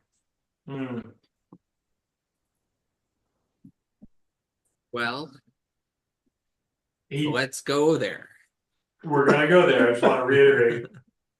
Siegfried is probably like Andy in Alien Romulus, in that when he is with us and alone, he is impotent but nice. Right. And when he gets back with his group, he is not going to be that way anymore. Yeah, that's very fair. So just keep that in the back of our mind. He looks at you guys and he looks at the castle and he says, "Oh, we can't get there." Why? Is it across the field? Right, I mean it's like across the field, right? But it's the astral plane. He looks at the palace and he looks down at the ground, and he says, "Okay, let's go." I pause, I say, sorry, your language missed a nuance. I think you meant to say we shouldn't go there. We do have the physical ability, but you believe for some reason we should not go there. No, No what? no, we can't go there. Can't go there. How? And he just starts walking across the. I don't follow him. And that like why he's made a distinction, but then now he's not iterating on that distinction. Does he not possess the faculty to explain that, like, maybe like it'll never get any closer? Unless you're supposed to be there or something, you know? I want to see what we just came out of, so I follow Siegfried out into the field and look back at the structure we've just exited. So yeah, Victor and Siegfried start walking out into the field. Mm-hmm. I don't touch him. Yeah. He may think I want to, but I don't. And Battleton, being the obstinate person he is, stands there and watches. And you see him get like maybe 200-300 yards out, and he's still walking. He's not getting any further away. Mm-hmm. So everything's kind of the same distance and also impossibly far away from everything else. Or there's a black hole between us and the castle. Just gotta. He keeps walking for like another 5 or 10 minutes, and he turns around and he waves and he looks at Victor and he says, "Do you understand?" I mean, not really, but yeah, kinda. Sure. It He's doesn't like, work. right. And then he starts walking back to the rest of the group. Mm-hmm. But does he move, like, does he get any closer? Yeah. Okay. He says he gets back and he says, "There's something we need we don't have." Okay, so we found this place and that's good, but we can't be here yet. We need another amulet. We need another. We need something equivalent to an We need amulet. to crack some Githyanki skulls. That'll get us back in the headspace. He says, I never had it. Okay. Yeah. Good information. 10 for little at buddy. this point I open the door to go back in. And I drag you. Thank you. Okay, I was gonna say, like, I'm not gonna mention it again. I drag you by your arm face down. As you guys are, starting to turn back to go back inside, all give me perception checks. Bing, bing, bing, Except for Narjal, whose face is buried in dirt. And I have no conscious. Oh.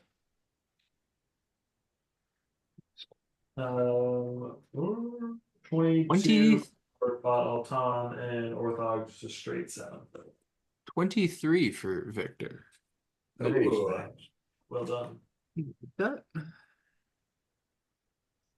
I rolled a 3. Roll 3. Yeah.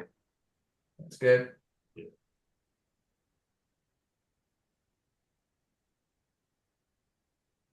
Okay.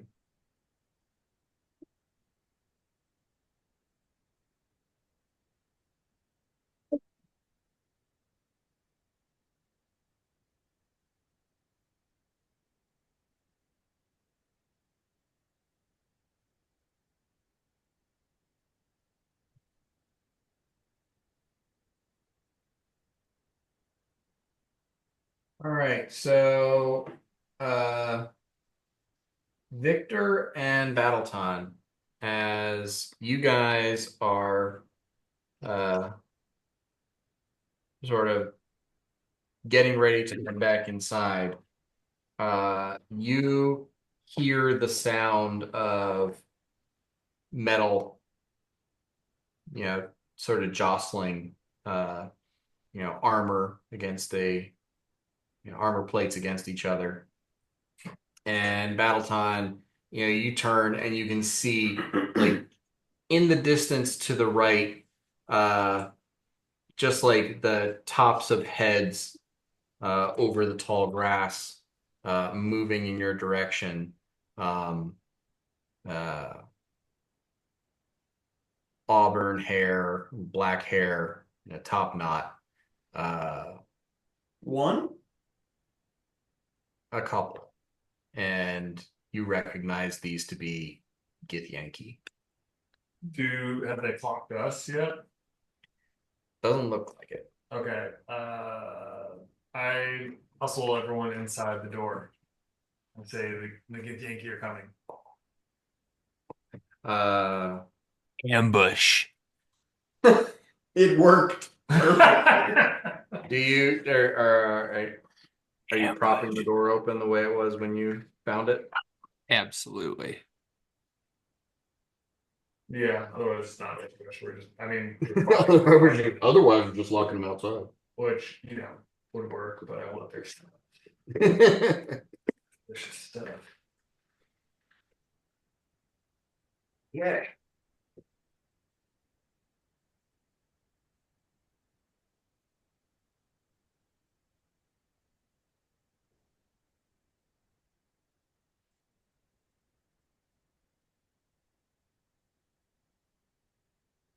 So you're hustling back into the camping room?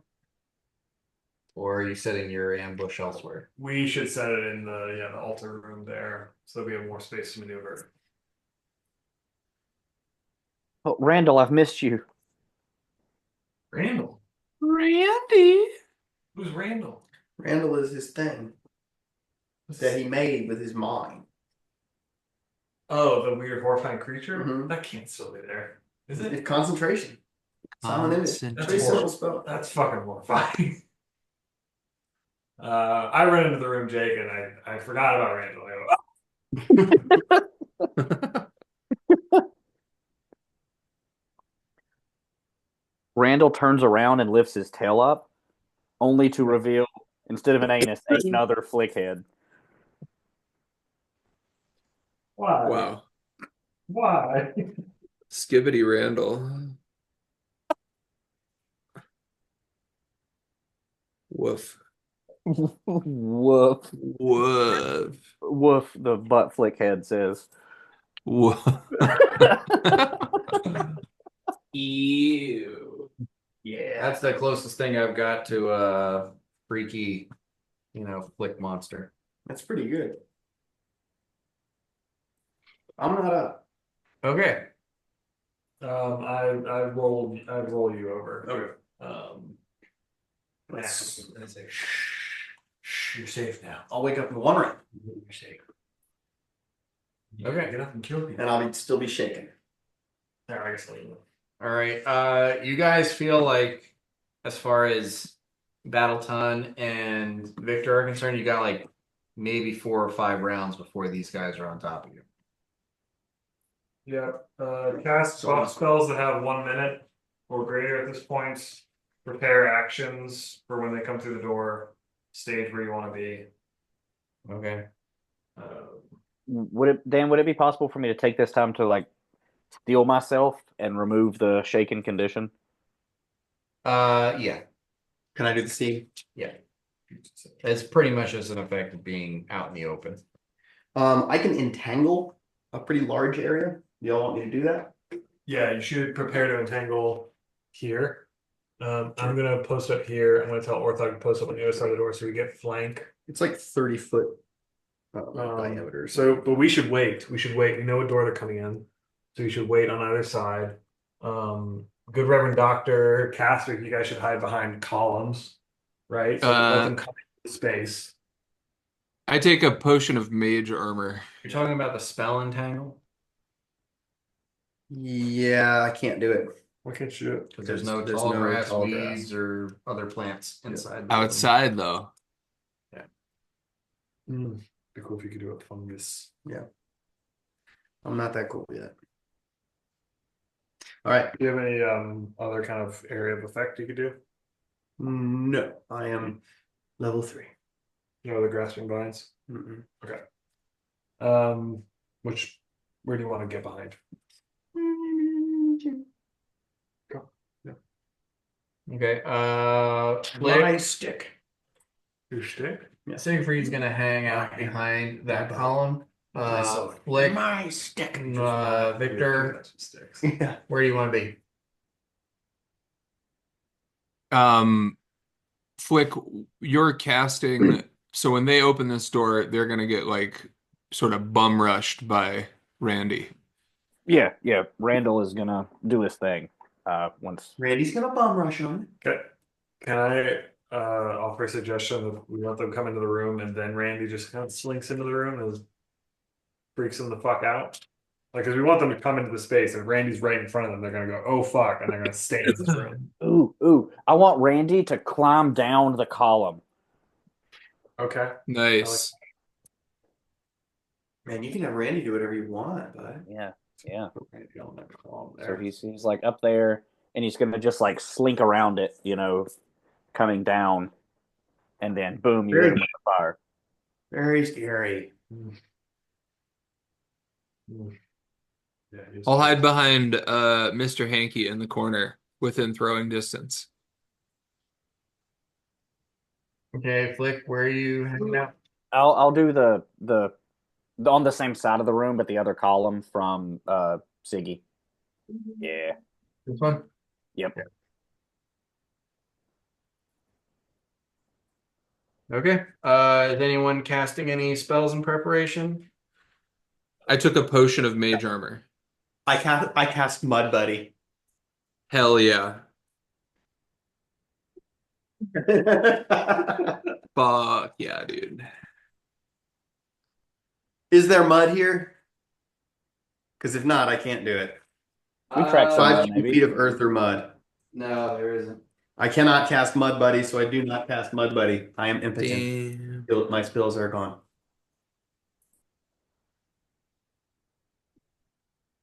We're gonna have to. If you don't want to pick something from the druid list, we're gonna have to homebrew you a cantrip. Yeah. Are you not picking anything from the druid list? I thought I was. That's how I pick my spells. But I will look Right, I'm just better and harder. Yeah. You're a druid, Narjal. You have avoided taking any kind of combat cantrip. Yes, that is correct. I created this character to be a crowd control guy. You've been thunderstomped. Knowing that you are going into a building, Yeah. I think with a 20 wisdom, you'd be wise enough not to prepare something like Entangle and possibly not to prepare something like Mud Buddy. Do you want to make an adjustment to what spells you prepare? Maybe. Give me a second. The answer to that is yes. Give me a second. Yes, you do. For chance. Thank you. Hold on. No, not thank you. I Just think an I acknowledgement. think in that case, it's thank you. Narjal only multiple instances of Mud Buddy. All spells are Just for all Mud Buddy. Mud Buddy. You just find him talking in the corner to them. I didn't know there was no earthen anything, you know? I mean, you'd been in this building That is for true. hours before. You'd never seen piles of earth. That is true. So I prepared no direction. No, I'm just kidding. I'll find something. I think I'm gonna do divine favor. I'm trying to understand. I think I have 3 level 1 spells per day as far as casting. But if I use my ring, does that count as one of my casts? It does not. Okay. I'm gonna prepare and cast divine favor, giving myself a bonus to attack. Unfortunately, I do not have a judgment I can use. Which is last fight.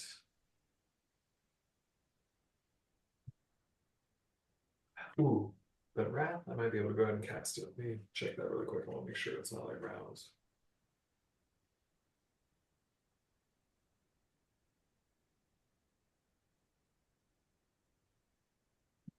It's a a pizza pizza party. Pustules. You're a plusman? You think he have pores?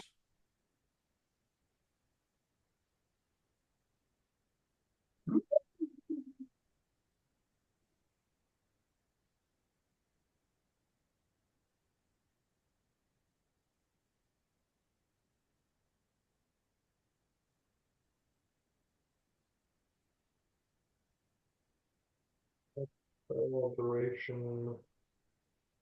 I think it has a target. 1 minute. I cast it on. It has a. It's the last thing I cast on the 5th round. Is I cast wrath on myself. Okay. So you cast like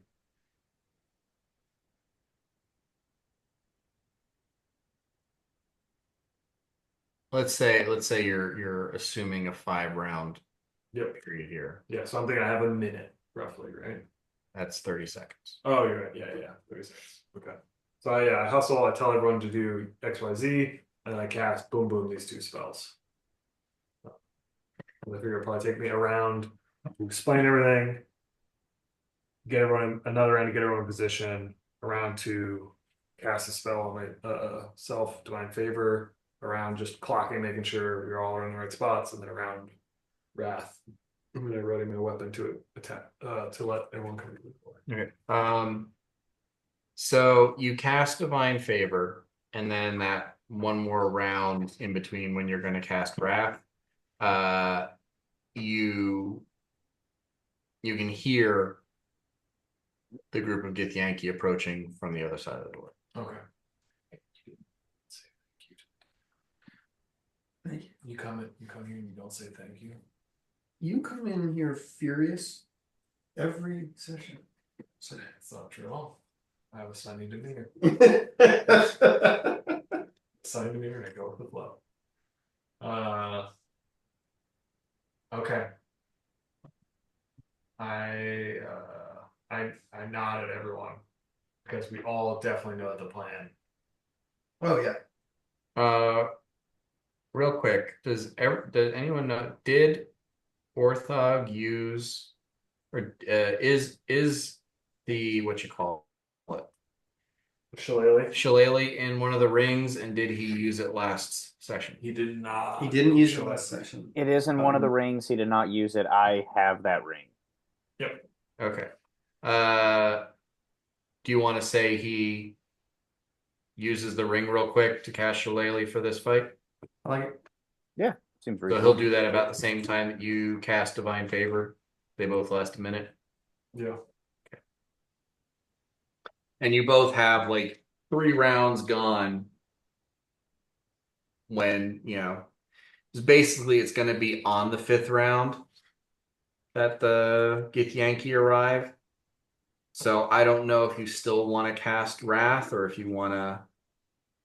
Oh yeah. Okay. Yeah, it's a minute. I mean, a minute's gonna be 10 rounds, so I might lose a round or 2. But we have 8 rounds. If you go 8 rounds with Yankee, no other problems. We'll go 8 rounds with some yank. Okay. Well, I mean, the reason I asked is because you casting a spell with them in the next room, they could possibly hear it, but they will shit on their perception check, so they didn't. There you go. That's what you want to hear. So I've got 8 rounds on Divine Favor and 10 rounds on Wrath. Right? Or is it 7 and 9? 7 and 9. Okay, 7 and 9. 7 of 9. He says, "Oh yeah, this is an ambush." Oh, right! Okay, You feel 4 daggers. So thankful to our DM. all right. So, you cast that spell, and about 6 seconds later, a Githyanki woman, not wearing armor, not carrying any weapons, opens the door and immediately sees you guys standing there. It worked! Well, I mean, she's still surprised, Yeah. but she's like, she's not blind. Those are cool minis. So everyone roll for initiative.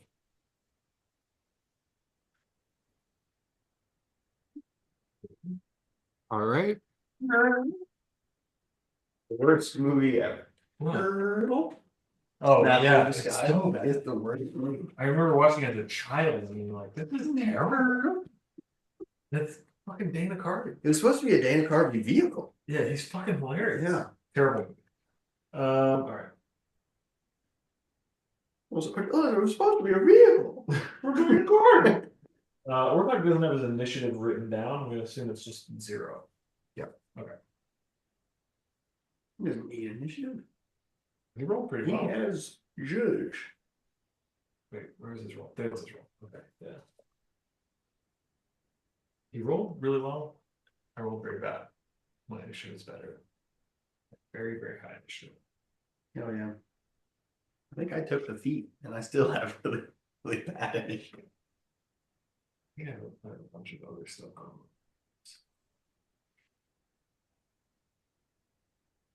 Oh yeah, I like humility. 100%.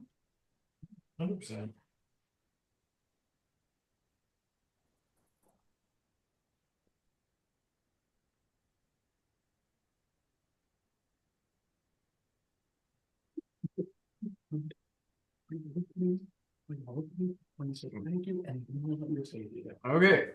Anyone above a 15? 34. Wow. Above a 10? 14. 14 for Victor. My best. I'm a 10. I am also a 10. Your dex is certainly better than mine. But let's check. Yeah. Dex I got a diff. 5. Yeah, my dex is 12. But serious. 14. Get wrecked. Yeah. Yeah, you are just all cartilage. What is your dex, Victor? My dex is 14, so I have a +2.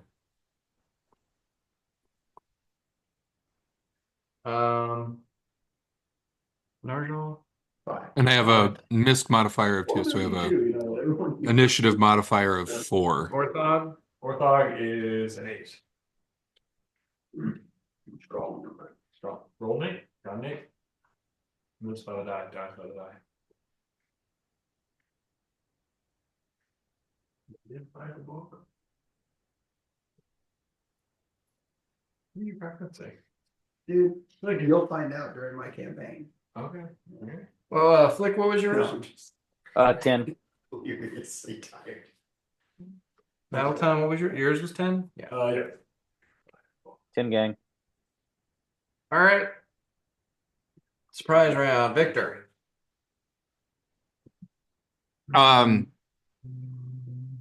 Standing 3'8". No, 3'4". Victor T. Flacco steps up to the mound, and I step into the center of the room and just fastball special a flask of alchemist fire right down the middle, right through the strike zone. Okay. Into the room that they're in. He tries to hit the Githyanki. It ends up on the turtle man. All right, give me an attack roll. Possible. It is very possible. And Uh, 14 on the die. Is this a combat maneuver or is this a straight attack? It's just a range touch attack. Ranged touch attack. Um, 14 on the die. My touch is. What is my touch? Is that just adding like base attack bonus to that? Is there? yeah, it's like a normal attack that goes against their touch AC. Okay. So I mean 15. My base attack bonus is 1. I would offer that you have many action die. I throw an action die on it. Ooh, daddy. It explodes. Oh, daddy. Nice. It explodes. Oh! God. It does not Yes! explode. That is a That's 1. So 15 plus 9, 24. Okay. awesome. Unfortunately for you, you threw it at a monk who has deflect arrows and snatch arrows feet, and he catches it. You didn't throw it Nerds. out, throw it into the room. She, right? It is a lady. She, yes. Does that change if he's throwing for a target area rather than an individual? What was the Yeah. verbiage? I'm trying to blow it past the plate into the room. Like that's my goal. Like strike zone, blow the doors off it, right down the middle. But you tell me. I mean, if they're a monk and they're doing Yanni shit, like, and I don't have a chance. I would offer you have many more action die.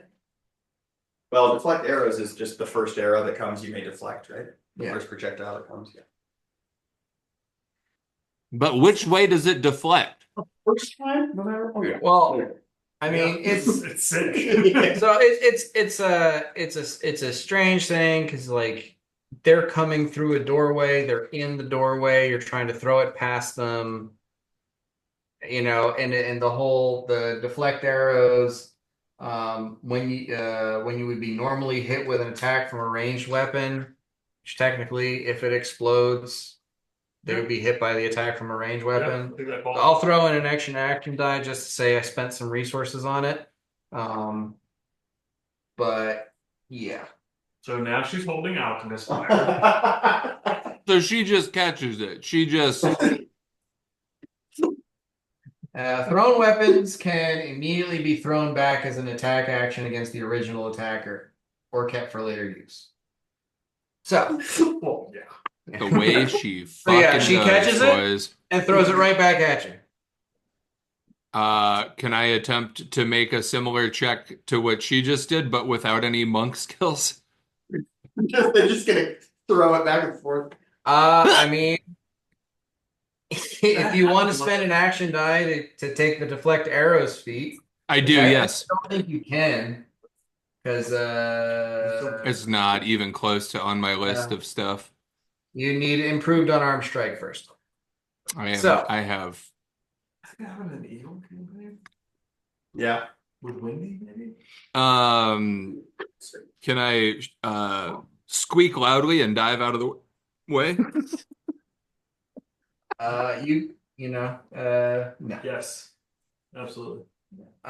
So yeah, she, like sees you guys standing there flanking the door. Rat runs into the middle of the room, chucks a flax of alchemist fire at her, and damn it, it'd be so much cooler if I remembered the name of the main character from Big Trouble in Little China. Jack Burton. Barton. Mm-hmm. Barton? Is it Barton or Burton? It's Burton. Burton? Yeah, It's just all like in that the scene wrists. where he catches the beer Mhm. bottle that the other guy was trying to cut in half with a machete. We're playing She catches Fantan. she catches the flask and immediately, almost reflexively, chucks it back at Victor. That is going to hit a touch armor class of 15. It will not hit. Your touch armor class is higher than that. I have mage armor. No, that's That doesn't affect your touch armor class. Hmm. Touches minus Ye- all armor bonuses. Yeah, that'll hit. It's just your dexterity bonus and your size bonus. So it should be 13 if I remember correctly. Um, I mean, yes. Right. Uh, so how much damage is your alchemist flask? 1d6 points of fire damage. Every creature within 5 feet when the flask hits takes 1 point of fire damage from the Okay. splash. You take 5 points of fire damage. Nerds. Ah! Good idea. Light the lamp, not the rat. That's like maybe the second time in all the D&D I've ever played where snatch arrows ever came into. When it does, it's crazy. Okay. Do you have anything else, Victor? I mean, that was a move action and a standard action. Just asking for completion's sake. Yeah, Um, no. all right. Siegfried pokes his head out, and you see the crystal on his forehead start to glow. And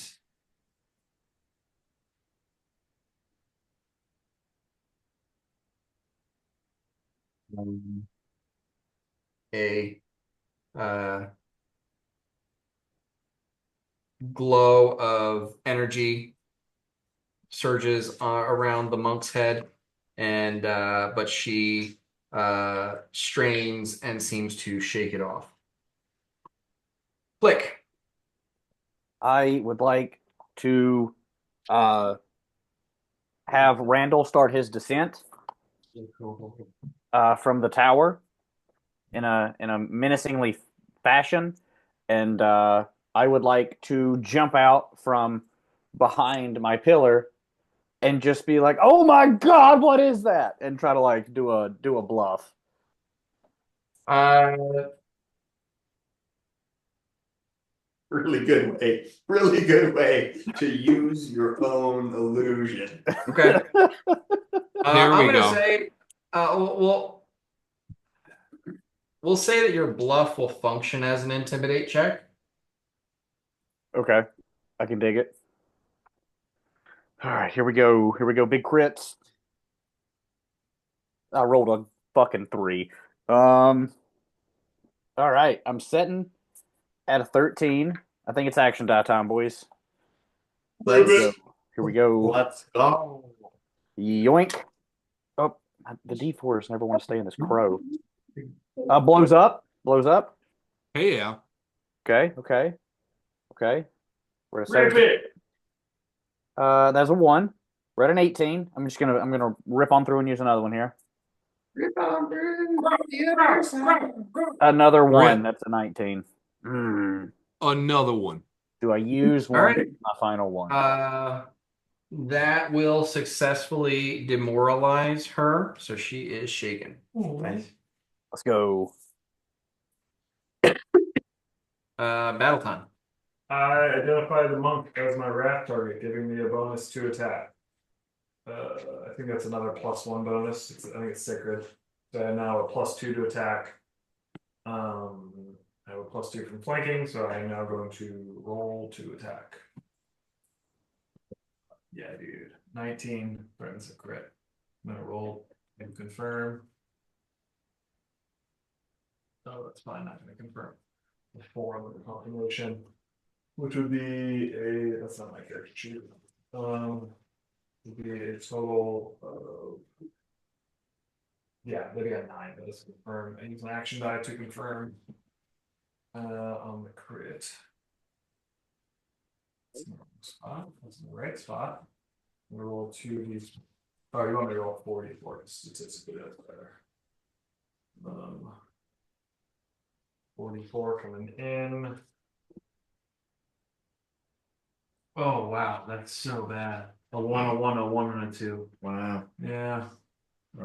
Bummer. It's like Brutal. What's the purpose of a crit? Well, you're getting most of your damage from the static bonus. Yeah, that's true. Okay. So that's gonna be 5 off the dice plus another 8 coming off the static damage is gonna be 13.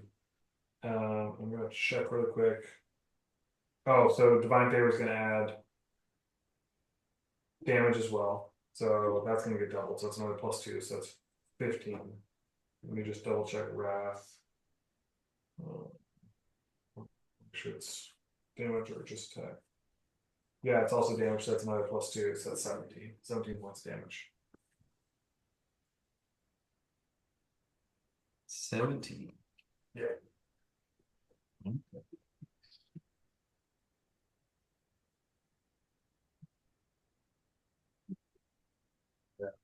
Let's think about falchions and scimitars.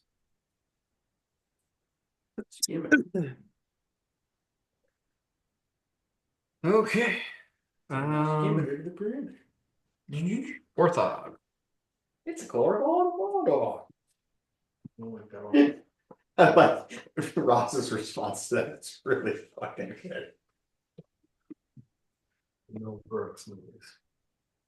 Orthog. Oh, I'm sorry. Glenn! Orthog sees that and he raises his great and mighty shillelagh club. Decent roll. I do not know what shillelagh they had, so please help me out, Dan. It just turns the dice number to 3d8. That's pretty cool. Okay. 21 to hit. That will hit. Cool. Shillelagh is a fucking great spell. 3 darts coming down. Especially for a fucking problem. Yeah. 6. I mean, it gets So it's overshadowed five, by six. passive damage later, but 18, At level 1, you know. 28. 28. 18 on the die plus 10. Okay. Is he power attacking? He always power attacks. He always power attacks. Okay, cool. So yeah, she walks in, catches a flask of alchemist fire, chucks it back at Victor. It explodes. Battleton just slices her across the midsection after she is demoralized by Flick's horrific illusion. And then Orthog just baseball swings her right into the face and just like sends her whole body flying back into the room. Sick. Sick. it worked. Very sick. And you hear the other Githyanki in the room shout in surprise and anger. Narjal. I'm gonna kind of shuffle around to here, and I'm going to take myself out of initiative and hold an action to cast Ray of Sickness on the first person I see enter. Okay.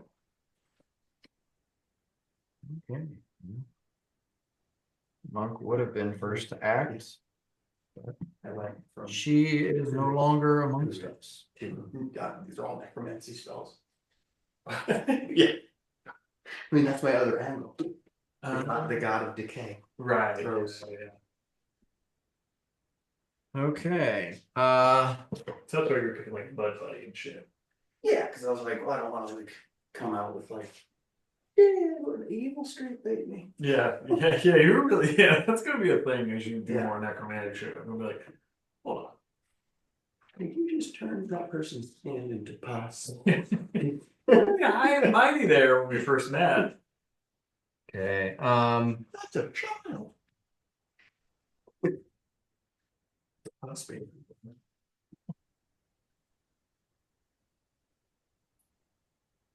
Why aren't they coming through the door? Because they're not stupid. Because they're Disappointing. fools. But what They're a about, highly militaristic group of individuals. what about my held action, Dan? You can just hold on to it as long as you like. We'll see. We'll see how long it takes. Victor. I stalk through the flames, close to the door. And I say, "Fuck you," to the woman on the ground. And then I hex the one like in the far back of the room with slumber. Okay.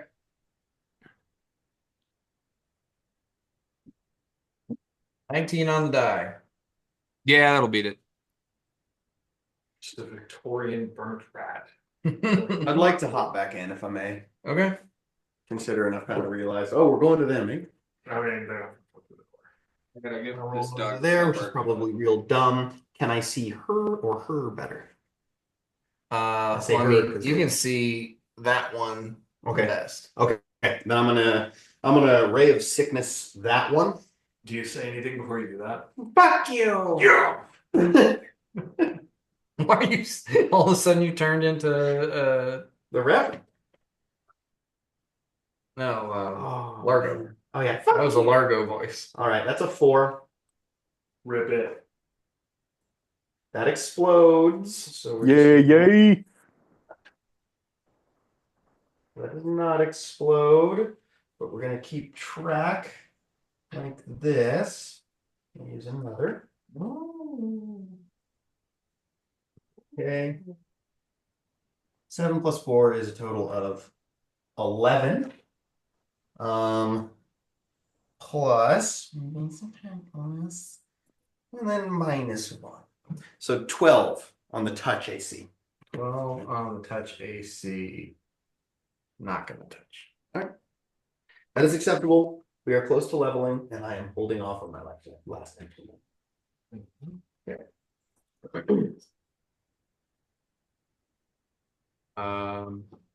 Margie's on. Lightning bolt.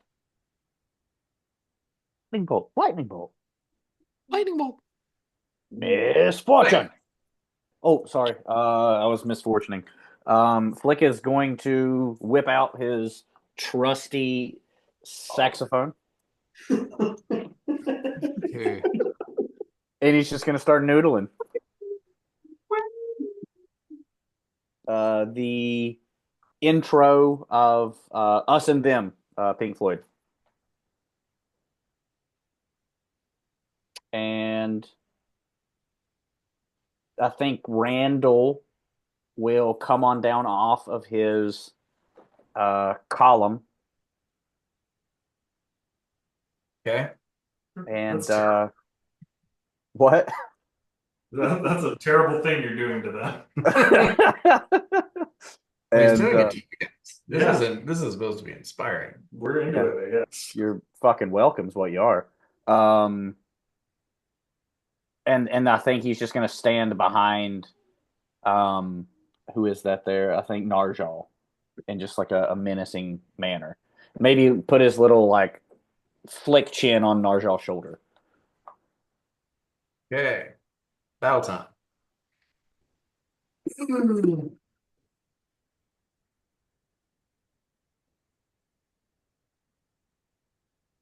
Seize the initiative, and I just fucking roll in there, 5-foot Nice. step, back this one Yes. to here, Yes. and I attack. Amazing. Okay, well, she had a rated action. Cool. So she takes an attack on you as you come in.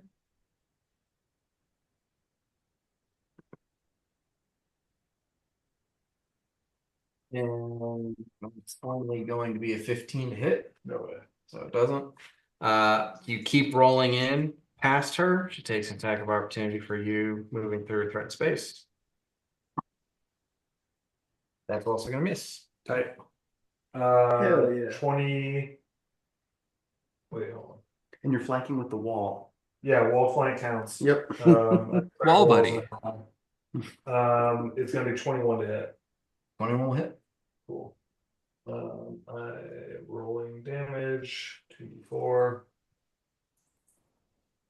Yes.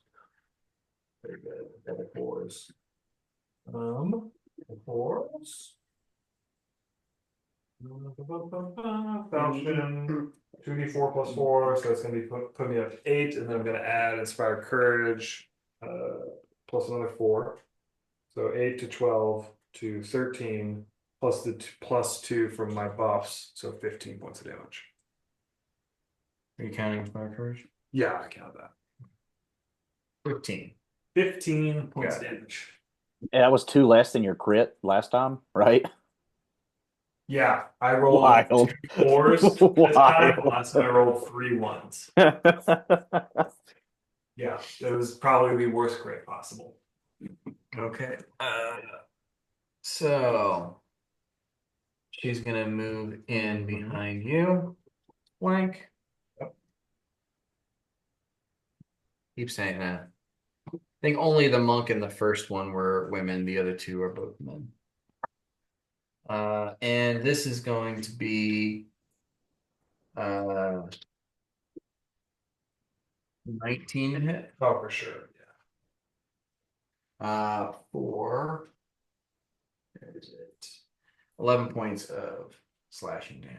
Nasty. Orthog. Orthog also rolls into the room. That's not going to produce a flankable. Yeah, she's anti-flankable. They're all anti-flankable. Wolf. That's fine. He's going to step there and make an attack. Natural 20. Nice. Fuck yeah. Nice. Huge. Beautiful. Nicely done. Fortunately, you have to roll to confirm. I have to roll confirm. Probably not gonna do it. If 11 on the die plus 8. Well, I might do it. Plus 8 puts it at 19. Plus 1 puts it at 20. 20 will do it. Dude, and it's on the fucking shalagma. So leg, so that's Nice. 68. Yep. Hell yeah, she's gonna get Plus Hulk. 20? She's gonna all right, there's gonna be a lot of D4 coming down here. I'm just gonna take it down. Saying them out loud. 1. Why are you rolling d4s? Isn't it D? Oh, he's D8. It's dude, D8, 6D8. 68? Huge. Nasty. Huge. Nasty. This is awesome. 8. 8. I'm not fucking kidding. 2. It's a 2. All right. So 16, 18. It's a 1, 19. It's a 6, 25. That's a 6, 31 plus 20. 51. 50. 51 points. Oh no. That as well. So double that. So 53 points. 53 points of damage. Fuck yeah. And now Orthog comes in and just overhead swings, and you see like her head just like sink into the space between the epaulets of her breastplate as he plunges her skull somewhere into her So sick. clavicle valley. Space between. As a free action, Valentine yells, "Fuck yeah!" And then Orthog just covered in blood. Just Fuck yeah! like she would gurgle out of her mouth, but that's now buried underneath her sternum, so just like blood spurts out of her nose and she drops to the This has to be intensely demoralizing. Yeah. Well, also, it's just like, man, fucking Orthog has to be having some feelings here. He's just demolishing people. Like, this is what he's all about. They might be evil. They could be evil. So the one with the great sword moves over to Orthog. Well, I'm gonna try and flank him. Oh, I can't because With flanking my buddy is great sword. You're still standing. A little more Seinfeld, I guess. Yeah. What's the deal? We're doing it like Gary. Like our balls, we're doing everything. Turtle Man, push your head in. Turtle Man, push your head in. Gary, hit it. Boom! Okay. Call him Modern Seinfeld. They Okay. probably have a Facebook with him and Instagram. It's just like Modern Seinfeld mouse. It's really fun. So she Cash. Cash Hit- money's Instagram. Oh, she hits a 22. for Orthog, that might hit. Yeah, it's gonna hit. Okay. For 19 points of damage. Okay. Okay. Got it. She curses something in a language you don't understand. Victor. The one that's standing behind Orthog. I hex with misfortune. Okay, so you gotta get over here so you can see her. Him. And that is a will save natural 20. I'm so Well, sorry. I feel really bad that I keep on just like demolishing every time you try to hex. if Just you'll like recall, Yeah. roll well. if you'll recall, last session, my dice was on fire, and I've got the screenshots to prove it. Like this is a statistical inevitability. When you're that hot, That's you're my just fault. you're fucked the next game. I mean, Oh, for sure. so it goes. Okay. So Narjal. I can see her, yeah. Yeah. She must now make a 16 fortitude save.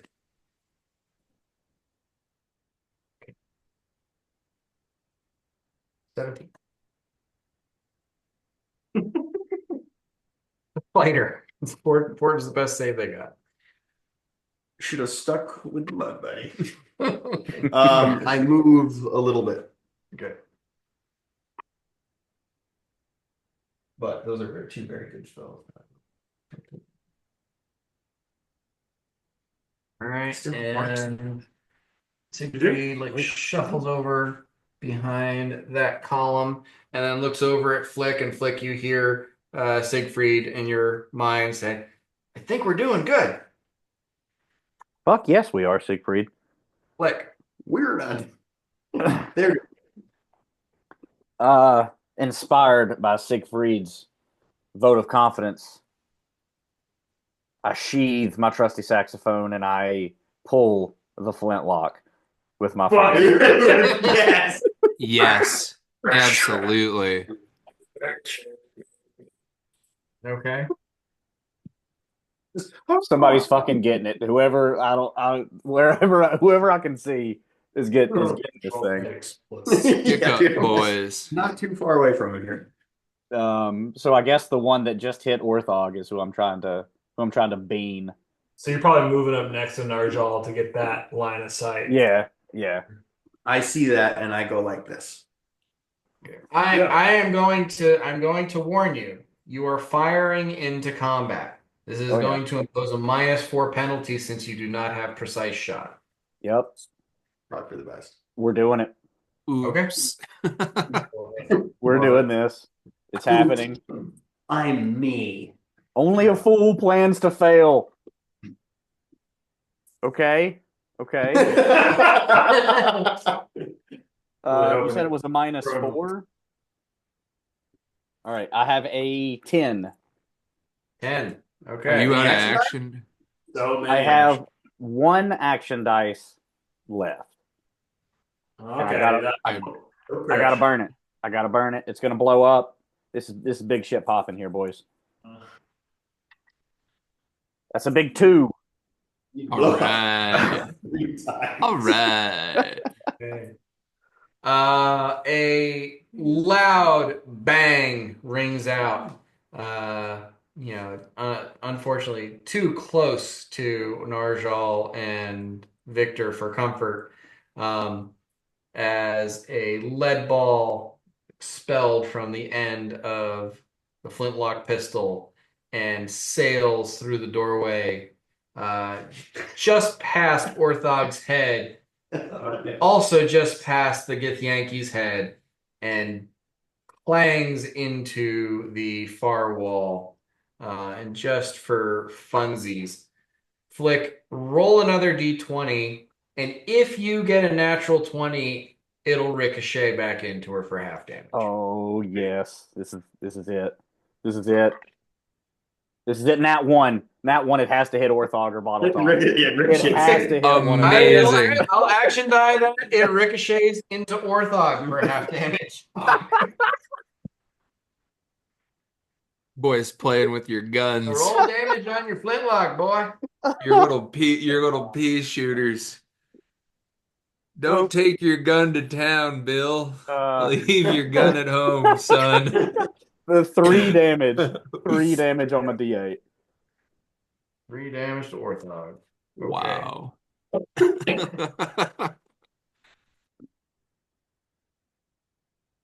Okay. So she's out of commission. Battle time. I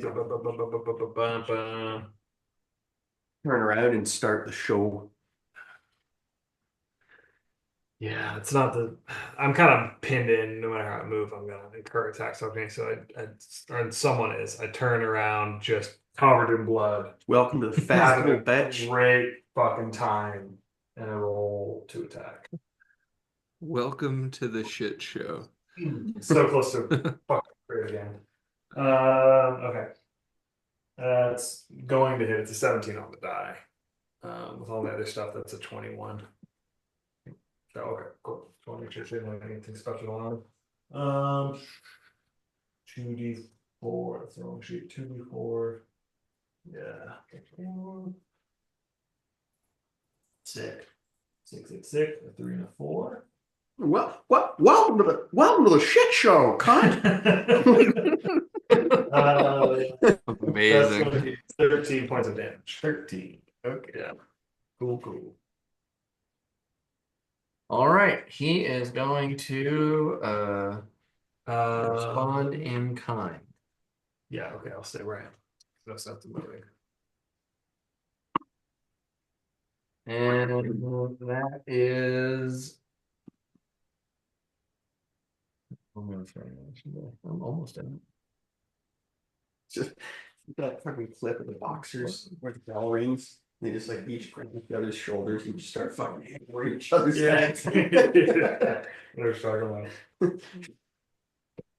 Yeah, I seen that set too. Exploded 4 times. So you hit. Yeah. 18 just on the action dice. That's crazy. Yeah. That all hit. So, Yeah, it's set to free. and I did all that for a 1 on the D8 for Sick. a total of 9 points of damage. Damn, they've got some really good static damage. Fighters I'm rough. are always power attacking. Fight. And yeah, he's just gonna stay where he's at. Orthog. We just turn around looking at this great sword motherfucker with a big turtle grin on his face. Yeah, I don't want to split our resources though. But if he moves, he's gonna incur attacks from both of them. 5-foot step doesn't incur attack. However, Right. So he can step there. Yep. But then isn't he flanked? Or is Nope. that not flanked? Okay. He'll be flanked if this one steps here. Yeah. So If this one survives the round and that one steps there, he'll be flanked. okay. All right. So he does that. He takes a 5-foot step up to the same one ball 10 attack. Rolls. He's gonna hit. It's already a 22 on dice alone. That'll hit. And he's going to roll his damage. 1d10 plus 10. 3d8. 3. Yeah, right. Which is the thing. She lay. 8, 4, 7, 19, 20 plus 10, 30. Points of damage, right? Is Shillelagh plus 10 for static? Oh yeah, just plus 10, plus 20 from the crit, right? Yeah. So I mean that was he rolled an 8, a 7, and a It was an 8, a 7, and a 4. okay, so that's 19, 20, Yeah. 30. Jesus, just a normal ass, just like, eh. Yep, that's it. Yes! The beat continues. stick. Just bottles and like, and 130. Laylee is absolutely broken for level 1. Or well, for paladin. Okay, so that brings us back to Greatsword. And yeah, Battle Time, you see he He takes a quick glance at the door to the secret passage. Mhm. You can tell he wants to bug out, but he also is fairly certain that he's not going to survive running away. So he just Wait, he does that? I catch him doing that, and I go, I nod at the door, and I just kind of smile. I'm like, yeah, sure, yeah, go for it. he is going to attack Orthog. I want you to do it. Yeah. Okay. I want to see you try. So that is a 21 to hit. I think you got it by one. Yeah. Okay. For 21 points of damage. We're talking this down. Damn.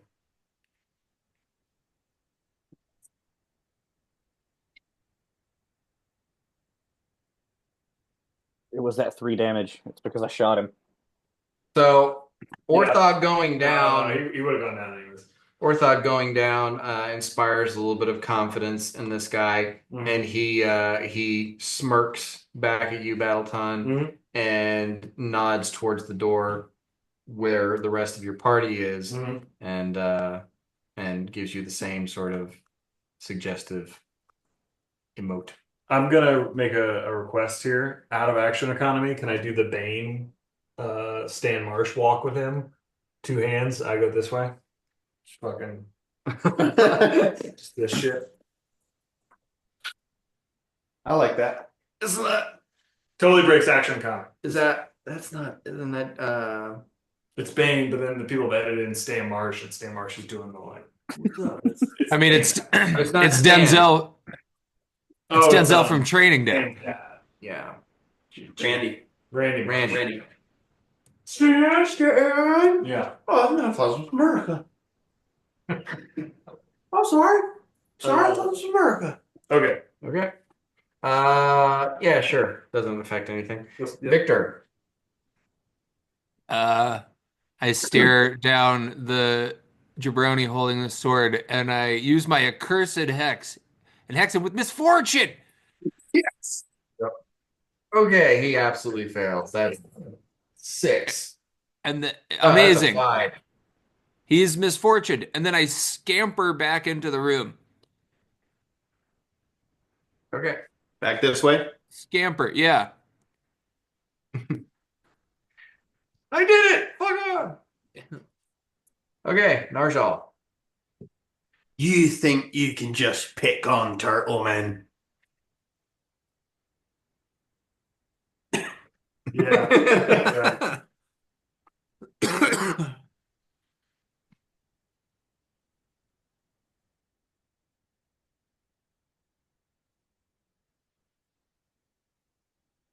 Ten. Yeah. Yeah. Okay. Cool. I mean, I'm a meat shield for you Just and like a a flank target. Yeah. Okay. Flick. Probably not going to kill me. Flick is going to enter the room of death. And he is going to touch Orthog and cast Cure Light Wounds. And that will this is a great sacrifice for Flick because Randall will leave. Oh God. Yeah. Oh, I don't know if I'll ever get over it, honestly. And that's gonna heal for fuck yeah, baby! Max points. So 8 plus what is that? 3? Right? We're 3rd level? Yeah. Yep. Yeah. 11. That's the maximum, or is it? Yeah, that's all. Well, 5 is the maximum static bonus on Cure Light. That'll do it. He's alive and unconscious. So you can cast Cure Light Wounds. Alive and conscious, right? Yeah, he's at +2 now. Okay. All right, and just as a heads up, Flick. There's 2 things in that situation that you should be aware of. One, with a touch spell, you can cast it and then hold the charge and move.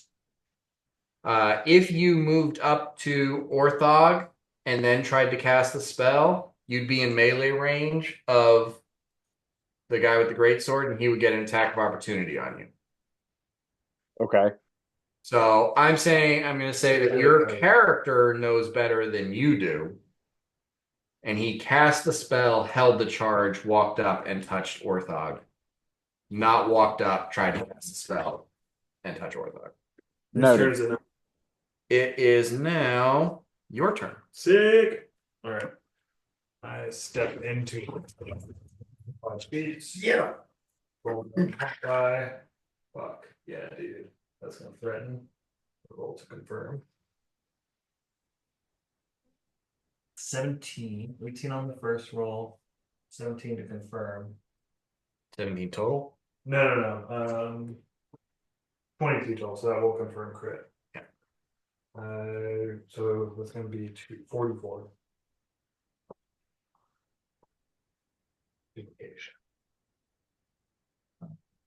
Okay, not bad. 34. So 13, 15, plus my stuff, another 4. So that's 19, and then I'm adding 7, which is going to be plus another 8, so 27. 27. Nice. That's the first damage he's taken so far. Yeah, he's still out. Orthar should be next. Oh, okay, that's fine. Yeah, Orthog is next. Okay, so he can stand up for an action, won't threaten an attack of opportunity. He can stand up, attack, but that will threaten an attack of opportunity. Yes. Roll the dice, Turtle Man. Go for it. He stands up to attack. Orthar. What would Orthog do? Yeah. Okay. He is at danger of being dead. At This point. could kill him. Yeah. That he's +2. Dude, he it's for his friends, and he doesn't have the right to make that decision. You do. As the person is proxy. Okay. That is going to be a 20 to hit. Oh no. 20 is the number you needed. Okay. That is exactly his AC. Oh no. There's no buffs, yeah.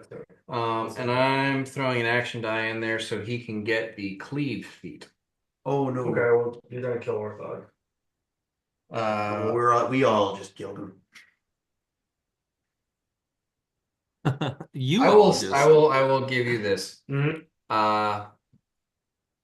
Paladins can lay on hands as a swift action if they're laying on hands themselves. Oh, I didn't know that. Okay, cool. So before he stands up, he swift action lays on. How much do I roll for lay on hands? Believe for him it's 2d6. 6. Would that then trigger the attack of opportunity? No. Okay. Hands is not a spell. Lay on hands. 10. 10. Oh, nice. 6 and 4. So he's still gonna go negative, but yeah. I Here you go. would have kind of loved to be like, well, Slim. All right. So he's at 12 hit points now? 12. Yeah. What's his constitution? His constitution is 16, I believe. Okay, so he will still be alive after, well, he'll be dying after he takes 25 points of damage. Yeah, so Ooh, yeah, negative yeah. 9. And he, You there? like I said, he cleaves, so he's going to cleave into Yeah, he's good. Flick. Interesting choice. Flick's the one next to shortly, him. just So that is going to be only a 15 to hit Flick. Well, let me check Flick Daddy's AC really quick. 17, my boy. Get at me with my mithril shirt on. All right, so he misses Flick. sick. But Orthon is back down. As is appropriate in this. Yeah. Yeah. As And is his way. it this is is how Oh, the- no, he doesn't, dude. Misfortune. Misfortune never applied. Okay. So that Misfortune. He's making an attack roll. Okay, so I will roll again to see if he hits Orthog that first time. Misfortune. Yeah, I rolled 16 the second time, so the first Eh. one was significantly lower. Eh. Attack stands. Good, Eh. good calling me out on that. So I'm going to roll at disadvantage This time he is attempting to cleave, starting with Narjal. Okay. All right. Susan. And that's only going to be a 13 to hit. Will not hit. Victor. I scamper back up into the room, into the doorway, and I hex him with slumber. Go to sleep.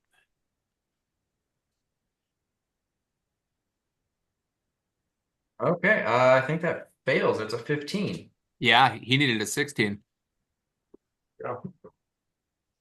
Nighty night. Narjal. Um, If you attack him and don't kill him, you wake him up. I kind of look to you, Mm. and I look to my Why, club, man? and I take kind of the handle of my club. I can't heal. Oh. I mean, right now. Coup de And grace. I kind of brace the big part of my club right here, and kind of set the handle of the club like right at his neck, and then just fall with all my weight into the club, trying to crush his neck. So you're attacking him? Yo, yeah. That's gonna wake him up, and then we don't get coup de grace. And we don't kill him. Well, that is his. He's doing a coup de grace. Oh, you're coup de grace. I'm trying to collapse. I his see. club. I see. Okay. Yes. Okay. But then again, dude, I have no damage. I'm What- just what trying to is- like, I'm what just looking is- at you, and I'm like, So Yeah, no, go what for it. your club is a D8 or a D6? D6, yeah, -1. -1. Yeah, Okay, +1 from Inspire Courage. perfect. So you max out the. Is it ×3 or ×2? This times 2, so I'd be at a 12. 12 points of damage. Just try to crush his little throat there. You wake him up. It's okay. That was good. Dude, it's great. All right, Flick. 12 points is good. He's He's on the ground. He's Let's on- do Boot party, dude. Stomp him. Stomp his ass. Orthog is dying. yeah. I'm just gonna cure light wounds again. Okay.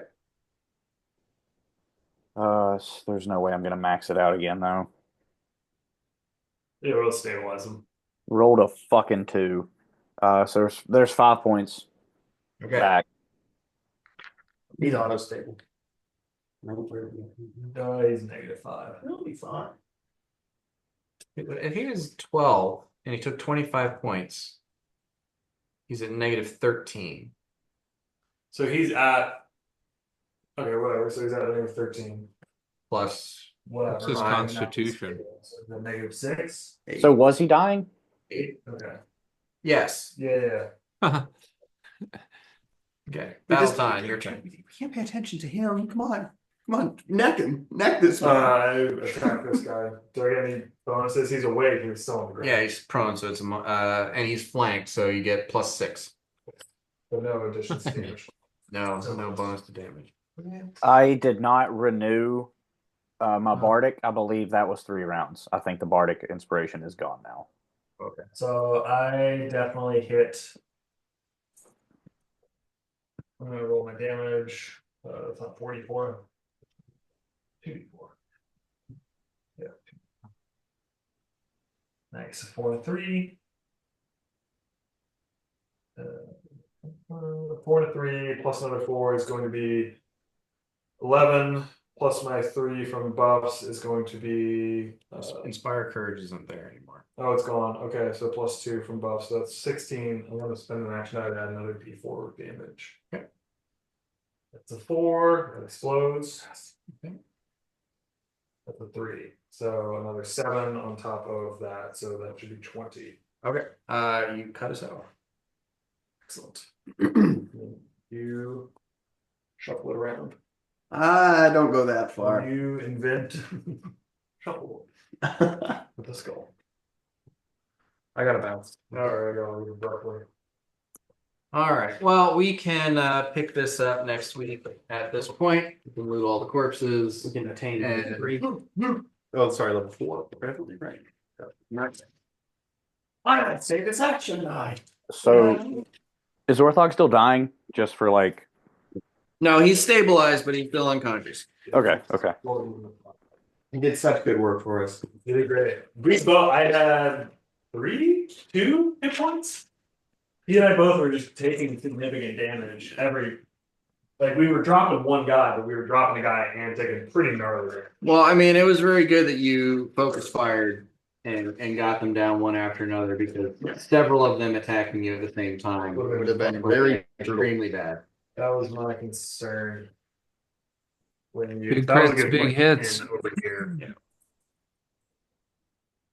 Big Yeah, crits, big hits. unfortunately, they are not, you know, they are not ones to jump into an inconvenient or what do you call We're it? excited to come back to camp. But come on, guys. My breakfast.